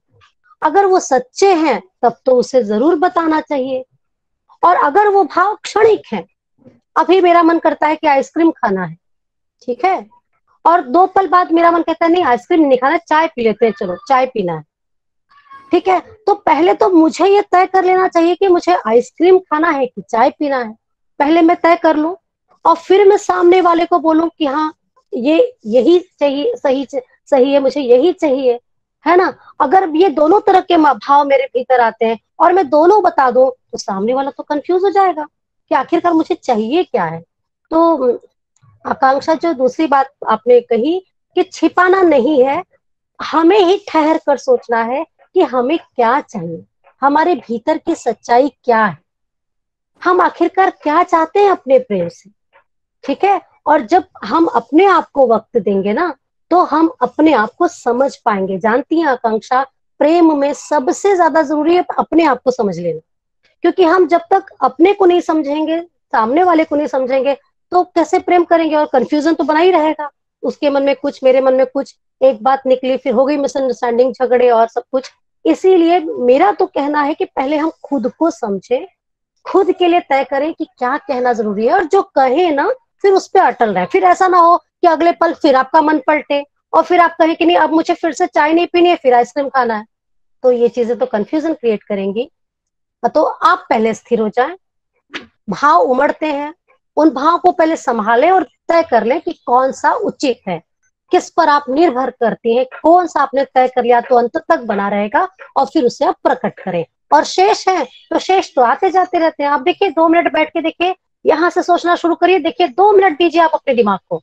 अगर मैं मनोवैज्ञानिक अध्ययन की बात करूं तो देखिए 2 मिनट में एक बिंदु आप दीजिए अपने दिमाग को, देखिए आपका दिमाग 2 मिनट के अंदर उसको पकड़ के इसको पकड़ के कहां कहां तक पहुंच जाएगा। और आप अगर अपनी ही सोच पर देखेंगे कि अरे 2 मिनट में मैंने क्या क्या सोच लिया, क्या क्या सोच लिया, आपको आश्चर्य होगा। दिमाग की गति बिल्कुल पकड़ के बाहर। तो हमें अपने पे ही कंट्रोल करना है, पहले अपने को ही समझना है कि मुझे क्या चाहिए। ठीक है, और आपने जो पहला सवाल पूछा कि प्रेम की सफलता और असफलता, तो देखिए ये भी अपना ही भाव जगत है, अपना ही भाव जगत है। अगर प्रेम में हम किसी के साथ रहते हुए खुश रहते हैं तो हमें लगता है कि मैं तो सफल हूं, फिर भले ही उसने मुझे ये नहीं दिलाया या उसने मुझे वो नहीं दिलाया, पर मैं उसके साथ रह के 2 रोटी में खुश हूं, तो फिर प्रेम सफल है। और अगर मेरे ही मन में तमाम तरह की बातें हैं कि अरे उसने मुझे ये तो दिया ही नहीं, मुझे तो ये चीज मिली ही नहीं, वो क्या फायदा है उसके साथ प्रेम में रहकर। अगर मैं अपने से ही असंतुष्ट हूं तो फिर मैं ही कहूंगी कि मेरा प्रेम तो असफल हो गया, मेरा प्रेम तो सफल हुआ ही नहीं। तो कुल मिलाकर के प्रेम ना अपना ही भीतर का कोई भाव जगत है, उसी में हमें पहले अपने आप को समझ लेना है। और प्रेम अगर आप सच्चे दिल से करेंगे ना, अगर आपका प्रेम सच्चा होगा तो कुछ ना मिलते हुए भी आप प्रेम में सफल रहेंगे। प्रेम देखिए मीराबाई ने किया, कृष्ण उनसे मिलने आए, ये तो मीराबाई ही जानती है मिलने आए या नहीं आए, पर मीराबाई ने कभी कहा कि मेरा प्रेम असफल हो गया? नहीं कहा ना, कभी नहीं कहा। तो प्रेम तो सफलता असफलता चाहता ही नहीं है, वो तो बस अपने में रहना, डूबे रहना चाहता है, रमे रहना चाहता है, और उसे कुछ मिलने की चाहत ही नहीं होती है। ठीक है, प्रेम में हम सिर्फ देना चाहते हैं, लेना नहीं चाहते। प्रेम देने का भाव है, जिससे प्रेम करते हैं उसे खुश रखने का भाव है, लेने का, और उसके जरिए स्वयं को खुश करने का भाव प्रेम नहीं होता। इसलिए ये 2 बातें हैं, समझिए। आज जो संसार में हम प्रेम करते हैं ना, वो प्रेम दोनों तरह से होता है कि हम उसको वो दे तो वो भी हमें दे, मैंने उसको गिफ्ट दिया तो वो भी मुझे कोई गिफ्ट दे, नहीं दिया तो हम मुंह फुला लेते हैं, मैंने तो तुमको कितना कीमती सामान दिया और तुमने तो मुझे कुछ दिया ही नहीं, है ना। तो हमें ये सोचना चाहिए कि वो मुझे कुछ दे या ना दे, बस मैं प्यार करती हूँ, वो मेरे साथ है, मेरे लिए इतना काफी। अगर इस तरह से हम रहें तो प्रेम कभी असफल हो ही नहीं सकता। प्रेम वही असफल होता है जहां पर हम प्रेम में स्वार्थ को लाते हैं, अपेक्षाएं लाने लगते हैं। वो मेरे मुताबिक नहीं चलता, वो मेरी बात नहीं सुनता, वो मेरे हिसाब से नहीं चलता। बस जहां पर आप दूसरे पर अपना निर्णय थोपना शुरू कर देंगे और उसको चलाना शुरू कर देंगे, वहां तो असफल होना ही होना। और कहा जाता है कि प्रेम में तो बिन मोल बिक जाना चाहिए। बताइए कौन बिन मोल बिक के प्रेम करेगा आज? अगर आप कर देते हैं तो बस पा लिया अपने प्रेम को, फिर कुछ नहीं है प्रेम में, छूटने के लिए कुछ भी नहीं है। बताइए सुजिता और जी कोई सवाल? क्या है? सुजिता जी, आकांक्षा जी आप संतुष्ट हैं आंसर से? उत्तर ठीक लगा दोनों बिल्कुल आपको? बिल्कुल मैम, मैम बहुत आभार मैम, समझ में आया मुझे। तो प्रेम को समझने के लिए प्रेम करना जरूरी है, प्रेम में जीना जरूरी है। और जब तो आप प्रेम में जिएंगे नहीं, आप प्रेम को समझेंगे कैसे? प्रेम देने का नाम है, लेने का नाम नहीं है। जिसमें देना लेना दोनों होता है ना, वो स्वार्थ होता है। जिसमें सिर्फ लेने लेने का भाव होता है ना, वो आसक्ति होती है। प्रेम तो वो होता है जिसमें सिर्फ देने का भाव होता है, खुश रखने का भाव होता है। खुश रहने का भाव तो अपने आप बन जाता है। जी मैम, सुन दो मैम। कुमार जी खा मैम, एक प्रश्न है मेरा। जी मनु भंडारी जी की एक आत्मकथा, एक कहानी और से मेरा प्रश्न है क्योंकि अगर आखिर मैंने जो बोला, अगर उसमें से आप प्रश्न ले तो ज्यादा ठीक रहेगा, क्योंकि फिर वो संदर्भ भी सबके समझ में आएगा ना। अच्छा अच्छा, वो तो जी। लेकिन तो फिर विषय पटेगा, उसको फिर उतना समझ जाएगा। तो अगर आप अब इसी में से कोई प्रश्न उठाएं तो ज्यादा अच्छा रहेगा। प्रीति, संक्षिप्त एक प्रश्न है कि राजेंद्र यादव और मनु भंडारी जी का एक बड़ा अवदान है साहित्य में। और एक कहानी और के उनकी आत्मकथा में ऐसा लोग कहते हैं कि दोनों का प्रेम को हम किस रूप में देखें, ये हमें संक्षेप में बताएं मैम। राजेंद्र यादव और मनु भंडारी। राजेंद्र यादव और मनु भंडारी दोनों को तो मैंने अपने विषय में आज लिया ही नहीं है, तो मेरी समझ से आपका ये सवाल अभी के लिए सही नहीं है। मैं आपसे वही कह रही हूँ, जो विषय चल रहा है उस पर बात कीजिए, वरना तमाम सवाल तो बहुत निकल आएंगे। मैं उसमें नहीं जाना चाहती, उनके आपसी संबंधों में, आपसी प्रेम संबंधों में, उस सब में फिलहाल अभी हम ना जाएं, क्योंकि फिर विषय से फिर हमारा विषयांतर हो जाए। ठीक है। ठीक है मैम, धन्यवाद। जी। गीता जी, उनका एक सवाल है, वर्तमान समय में प्रेम की परिभाषा स्वार्थता की पूर्ति है। आज के प्रेम में प्रतिरोध की पूर्ति भी वो है। आपकी क्या राय होगी? तो मैं समझी नहीं, सवाल कहाँ, इनबॉक्स में है क्या? चैट बॉक्स में है। अच्छा, एक मिनट। हाँ मैडम, जरा सा मैं देख लूं कहाँ से। किसका सवाल है ये? सुजिता, सुजिता जी। एक मिनट रुकिए। जी नमस्ते मैम, मैं सुचिता बोल रही हूँ। हम्म। जय श्री मैडम जी, नमस्ते। मेरी आवाज जी। सुनाई दे रही है? जी जी, जी मैं सुनाई बस दे ये रही है। पूछना चाहती थी कि हाँ, वर्तमान में जो प्रेम है उसमें स्वार्थता भरी हुई है। मतलब आजकल हम देखते हैं अखबारों में या खबरों में हम देखते हैं कि किसी मैं ने किसी समझ का गई, प्यार मैं समझ ठुकरा गई दिया है आपका तो आप। वो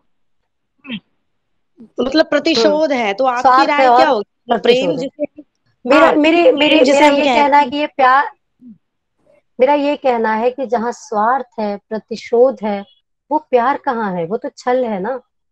उसी को तो छल कपट कहते हैं, कि प्रेम के भाव में किसी को छलना, तो ये छल है, कपट है, प्रेम नहीं है ये।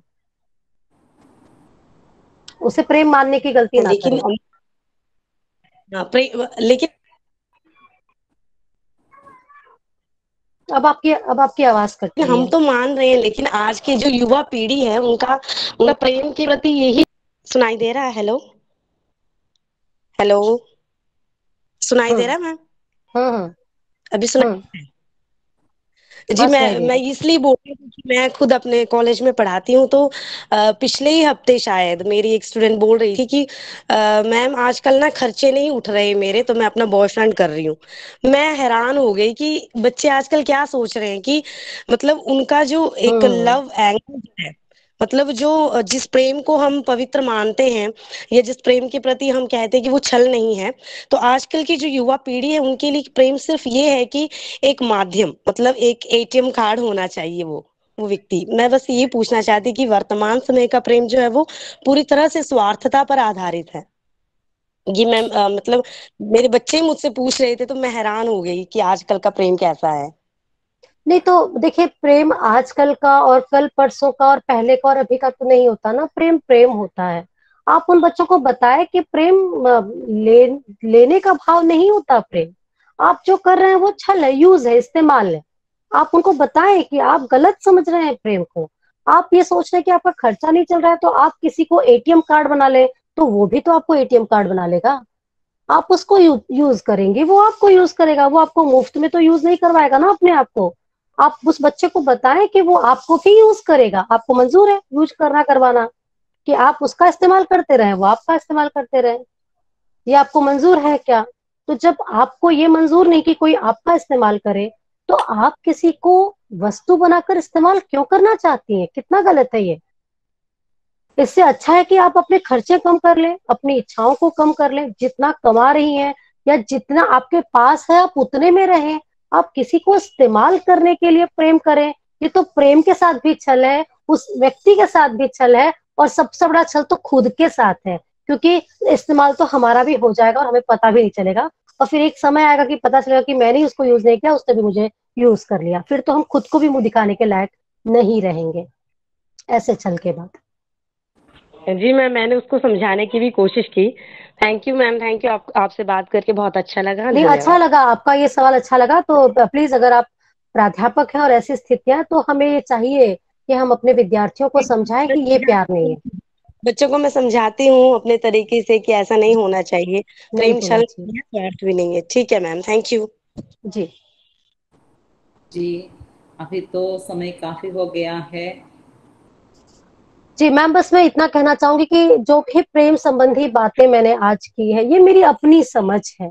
अब मैं ये नहीं कहती कि मेरी बातें कोई बहुत पूर्ण है, या बहुत मैंने जो कह दिया वही अंतिम सत्य है, या वही सच है, उसके अलावा और कुछ भी सच नहीं है। क्योंकि हमने अभी जाना ही कितना है, हम जितना जीवन जिए होते हैं, जितना अनुभव हमने लिया होता है, उतने की ही तो हम बात कर पाते हैं। अभी तो और भी बचा हुआ है जानने के लिए, समझने के लिए। जितना हम अपने अनुभव से समझते हैं, उतना हम दूसरों के अनुभव से भी समझते हैं, अपने परिवेश से भी समझते हैं। तो मेरा बस यही कहना है कि जो मैंने कहा वो मेरी अपनी समझ है। हो सकता है कि आपकी भी अपनी समझ हो, आपकी अपनी समझ भी सही बने। हम तो अपने अपने अनुभवों के दायरे में रह के ही अपनी समझ को अभिव्यक्त कर सकते हैं। तो तो बहुत बहुत धन्यवाद, आपने मुझे बोलने का अवसर दिया मैम। जी एक और एक और ने भी हैंड रेस किया है, नेत्राली जी, जी बोलिए। मैम। हाँ, नेत्राली बोलो अपना सवाल। मैम, मेरा सवाल ये था कि जैसे कि आपने कहा कि प्रेम को ठहराव से जीना चाहिए, तो आजकल की भागा-दौड़ी की ज़िंदगी में तो किसी को समय नहीं मिलता कि ठहर के कोई चीज़ करे या प्रेम भी ठहराव से करे। तो भागा-दौड़ी की ज़िंदगी में जहाँ हमें समय नहीं मिलता, वहाँ प्रेम को कैसे महसूस करना चाहिए? देखिए, प्रेम को महसूस करना है ना नेत्राली, तो प्रेम के साथ थोड़ी ईमानदारी तो दिखानी पड़ेगी, और थोड़ी ईमानदारी। हाँ, आप बेईमान होकर तो प्रेम नहीं कर सकते, और अपने पार्टनर को आप चीट कर सकते हैं, लेकिन आप प्रेम को चीट नहीं कर सकते। तो प्रेम को तो आपको समय देना ही पड़ेगा। क्योंकि मैं क्या कह रही हूँ, मैं अपने अनुभव से आपको यही बता रही हूँ कि प्रेम में ना अपने को ही समझने की जरूरत है। मुझे समझना है कि मैं चाहती क्या हूँ, मेरा प्रेम क्या है, मेरा प्रेम कैसा है, मेरे प्रेम को क्या करने पर खुशी मिलती है, मेरे प्रेम को क्या करने पर संतुष्टि मिलती है। हो सकता है कि सामने वाला सब कुछ कर दे पर मैं संतुष्ट नहीं, क्योंकि उसने ये नहीं किया, उसने वो नहीं किया। अगर मैं उसके बाद भी शिकायतें करती रहूं, तो वो तो कर करके मर जाए, तब भी मैं संतुष्ट नहीं हूँ। यहाँ पर तो मतलब यही कि मेरे में ही गड़बड़ियां हैं, क्योंकि मैं खुद को ही समझ नहीं पा रही हूँ कि आखिरकार मुझे चाहिए ही क्या है। तो नेत्राली, ठहराव तो चाहिए ही, क्योंकि प्रेम जैसा विषय एक ऐसा विषय ना जो भागा दौड़ी में, छटपट में नहीं हो सकता। इसके लिए ठहराव चाहिए। और कौन कहता है कि आप झटपट 2-4 महीने में ही प्रेम को निपटा दें? प्रेम के लिए तो जीवन पड़ा है ना, धीरे धीरे इसको समझा जा सकता है। प्रेम अनुभव का विषय है ना, दौड़कर ट्रेन पकड़ने का तो विषय नहीं है कि अगर ये छूट गई तो फिर नहीं पकड़ पाओगे ट्रेन, और गाड़ी मिस हो जाएगी, प्रोग्राम छूट जाएगा। प्रेम तो अनुभव का विषय है, इसको तो ठहर के ही समझना पड़ेगा, जल्दबाजी से काम नहीं चलेगा। आज तो बहुत सारे सवाल तो बच्चों के बहुत सारे सवाल, मुझे लगता है मैंने बहुत सेंसिटिव टॉपिक ले लिया, प्रेम। चलिए ठीक है, अच्छा लगा मुझे, आप लोगों ने मुझे सुना, तो प्रेम के बहाने ही सुना, लेकिन सुना। जी आगे तो बढ़िए बबली जी। धन्यवाद मैम। बबली जी, आपका भी कोई सवाल है? मैम, मेरे सारे सवाल आपके जवाब में मिल गए हैं। अच्छा, जी, धन्यवाद मैम। आपने स्त्री के कोमल मन के अंतर्द्वंदों को मनु भंडारी जी की 5 कहानियों के माध्यम से बड़ी ही सहजता और सरलता के साथ उजागर किया। साथ ही आपने स्त्री के मन में उठने वाले भावों, स्त्री का दोहरा जीवन, उसकी अभिव्यक्ति की सीमा को बड़े ही रोचक ढंग से व्यक्त किया है। खासकर आपने आज की युवा पीढ़ी और खासकर लड़कियां जो खुद को आधुनिक समझती है, पर वो प्रेम की वास्तविकता को समझ नहीं पाती है, और वो ठहराव की बजाय जल्दबाजी में कोई फैसला लेती है और बाद में उन्हें आजीवन इसका दंश झेलना पड़ता है। मैम, आपने प्रेम के उलझनों को, प्रेम के उलझन के भावों को बड़ी ही सहजता से सुलझाने का प्रयास किया, और आपने अपना इतना गंभीर वक्तव्य हम सबके सामने रखा और हमें लाभान्वित किया, इसके लिए आपका बहुत बहुत धन्यवाद मैम। मैं एक बार फिर से आपको बहुत बहुत धन्यवाद देना चाहूंगी और आपके प्रति आभार व्यक्त करती हूँ, और मैं ये उम्मीद करूंगी कि आप आगे भी अपने विचारों से हमें लाभान्वित करें और आपको हमें सुनने का अवसर प्रदान करें। आपका बहुत बहुत धन्यवाद मैम। धन्यवाद बबली जी, आभारी हूँ मैं सेंट पीटर्स महाविद्यालय की भी और केरल साहित्य मंडल की भी, आप सभी की बहुत बहुत आभारी है। दिल्ली विश्वविद्यालय। धन्यवाद मैम। अब पर्चा प्रस्तुति का समय है। पर्चा प्रस्तुति के लिए हमारे साथ जुड़े हुए हैं doctor Rajni VA, assistant professor Hindi विभाग, श्री शंकरा कॉलेज कालरी, और इनकी पर्चा का विषय है बिना दीवारों के नाटक में नारी अस्मिता। डॉक्टर रजनी जी, आप अपना पर्चा प्रस्तुत करें। आदरणीय गुरुजनों, प्राध्यापक बंधुओं, छात्र छात्राओं, जय श्री सिंह जी, सबको मेरा प्रणाम। पर्चा प्रस्तुतिकरण के लिए मेरा विषय है बिना दीवारों के घर में अभिव्यक्त नारी अस्मिता। स्वतंत्र भारत के बदलते सामाजिक परिप्रेक्ष्य में नारी का वर्चस्व बढ़ा। इस दौरान उस पर आरोपित मबला पराश्रिता छवि में काफी बदलाव लक्षित हुआ। विश्व भर में नारी पुरुष वर्चस्वी समाज की प्रभुसत्ता को झकझोर डालने के प्रयास में जुट गए। स्त्री मुक्ति की कामना समय की पहचान बन गई। शिक्षा के प्रचार प्रसार के फलस्वरूप सुशिक्षित नारी नौकरी के बूते आर्थिक आत्मनिर्भरता की नई छवि लेकर उपस्थित हुई। 19वीं सदी नारी जागरण की शताब्दी के नाम से जाना जाता है। इस सदी में नारी उद्धार दुनिया भर की मुद्दा थी। शिक्षा के क्षेत्र में हुई प्रगति के फलस्वरूप नौकरी पेशा नारियों की संख्या में भी काफी वृद्धि हुई है।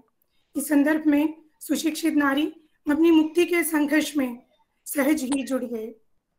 नारी की संघर्ष गाथा का बागडोर वर्तमान महिला लेखिकाओं ने सशक्त रूप में संभाला है।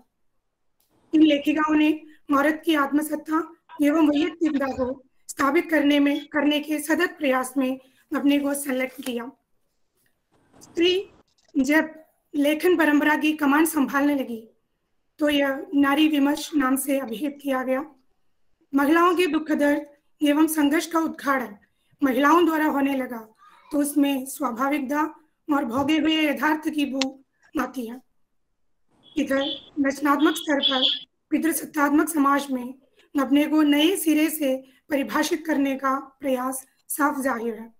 इस नई स्त्री चेतना के लेखिकाओं में मनु भंडारी का नाम अग्रणी है, जिन्होंने आधुनिक नारी की मनस्थिति एवं पति पत्नी के रिश्ते की विडंबना को अंकित किया है। इनकी रचनाओं में स्त्री की सामाजिक हैसियत, उसकी पीड़ा, बेबसी, असमंजस, विद्रोह एवं अस्मितागत समस्याओं को स्पष्टतः उभारा गया है।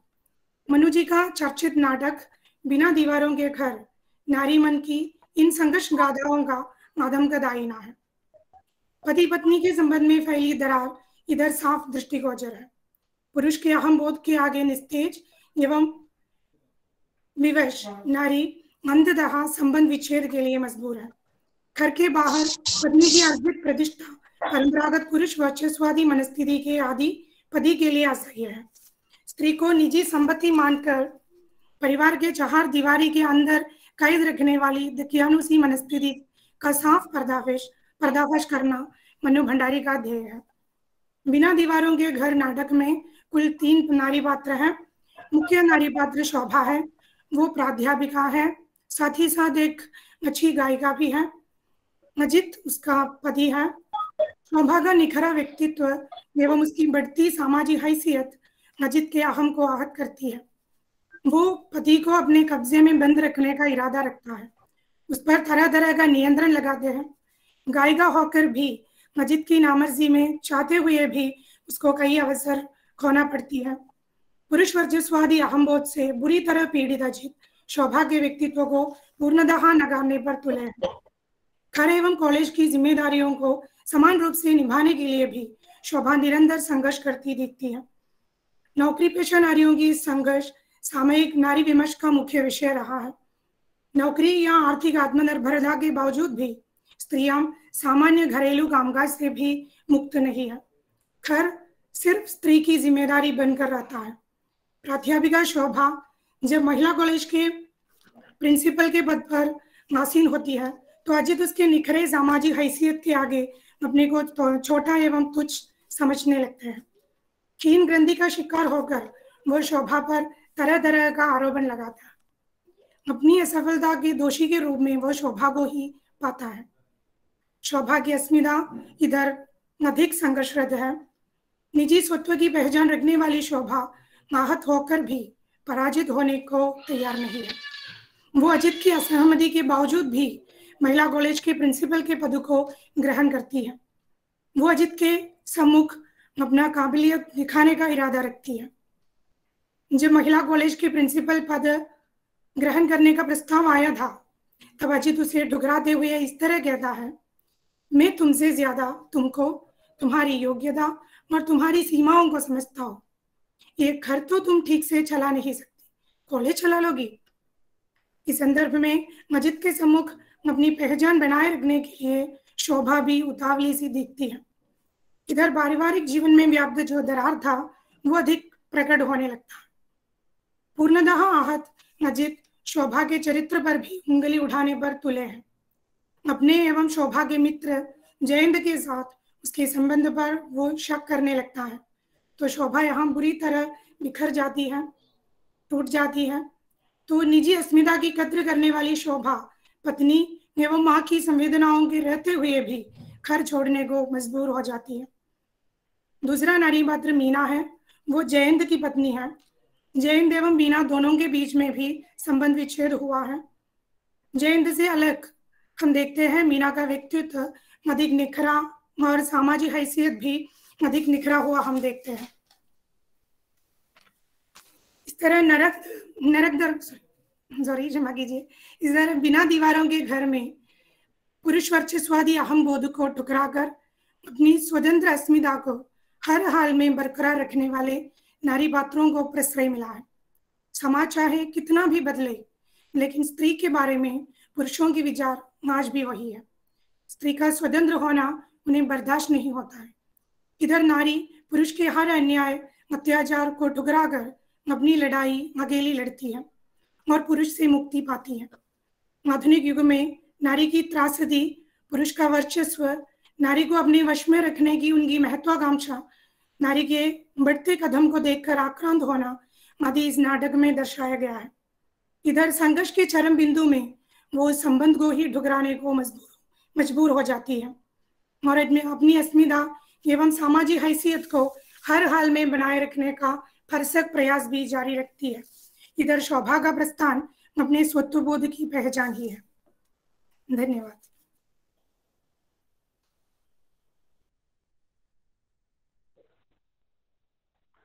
धन्यवाद रजनी जी, आपने कामकाजी महिलाओं की दोहरी चुनौतियों को उजागर करने का भरसक प्रयास किया। आपका बहुत बहुत धन्यवाद।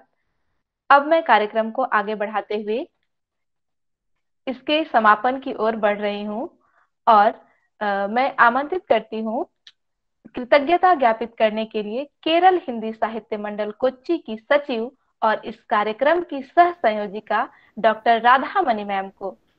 मैम, आप कृतज्ञता ज्ञापित करें। आदरणीय गुरुजनों, प्यारे मित्रों, आजादी का अमृत महोत्सव और केरल हिंदी साहित्य मंडल कोच्चि के स्वर्ण जयंती के सिलसिले में केरल हिंदी साहित्य मंडल कोच्चि और सेंट पीटर्स कॉलेज कॉलंजेरी के हिंदी विभाग के संयुक्त तत्वावधान में आयोजित व्याख्यान माला में धन्यवाद देना मेरा कर्तव्य है। इस व्याख्यान माला का अध्यक्ष सेंट पीटर्स कॉलेज कॉलंजेरी के प्राचार्य डॉक्टर शाजू वर्गीस सर हैं। सर को मैं तहे दिल से धन्यवाद देती हूँ। आज मनु भंडारी की कहानियों में प्रेम त्रिकोण विषय पर डॉक्टर जयश्री सिंह जी ने व्याख्यान दिया है। जयश्री जी ने मनु भंडारी की कहानियों में प्रेम त्रिकोण विषय पर गंभीर भाषण दिया और मन्नू भंडारी की कहानियों के यही सच, ऊंचाई, एक बार और बंद दराजों के साथ, और स्त्री सुबोधनी जैसे कहानियों को लेकर प्रेम के जो त्रिकोण है इसके बारे में हमसे चर्चा की है। और उनके ये भाषण से हम सब बहुत लाभान्वित हुए हैं, क्योंकि उन्होंने प्रेम के जो एक व्याख्या भी दिया है। जैसे जी आपका भाषण से हम सब लाभान्वित हुए हैं। और केरल हिंदी साहित्य मंडल और सेंट पीटर्स कॉलेज कॉलेंजेरी की और आप सबकी ओर से मैं जयश्री जी को धन्यवाद देना चाहूंगी। जयश्री जी धन्यवाद। और चर्चा में बहुत सारे लोग भाग लिया है। तो भूल गई। इस कार्यक्रम को जीवंत बनाने के लिए इस कार्यक्रम को जीवंत बनाने के वास्ते उन सबके प्रति आभार में प्रकट करती हूँ। और इस कार्यक्रम में इस कार्यक्रम में रजनी जी ने बिना दीवारों के घर नाटक में नारी अस्मिता विषय पर पर्चा प्रस्तुत किया है, उसको भी मैं धन्यवाद देती हूँ। इस कार्यक्रम की संयोजिका डॉक्टर सिंधु जी को मैं औपचारिकतावश धन्यवाद देती हूँ। बबली जी को भी मैं इस कार्यक्रम के कॉम्पियरिंग की वजह से धन्यवाद देती हूँ। और उनको भारत के अन्य विश्वविद्यालयों, महाविद्यालयों और अन्य संस्थाओं से जुड़े हर एक अध्यापक बंधुओं, छात्र छात्राओं और हिंदी प्रेमियों सबके प्रति केरल हिंदी साहित्य मंडल कोच्चि, सेंट पीटर्स कॉलेज कॉलेंजेरी के हिंदी विभाग की ओर से आप सबकी ओर से अपनी ओर से मैं कृतज्ञता ज्ञापित करती हूँ। अंत में एक बार फिर सबको मैं धन्यवाद देती हूँ। धन्यवाद। Thank you. धन्यवाद राधारमणी मैडम, धन्यवाद सिंधु मैम, सारे प्रश्नकर्ताओं को भी धन्यवाद, सभी को धन्यवाद मेरी ओर से।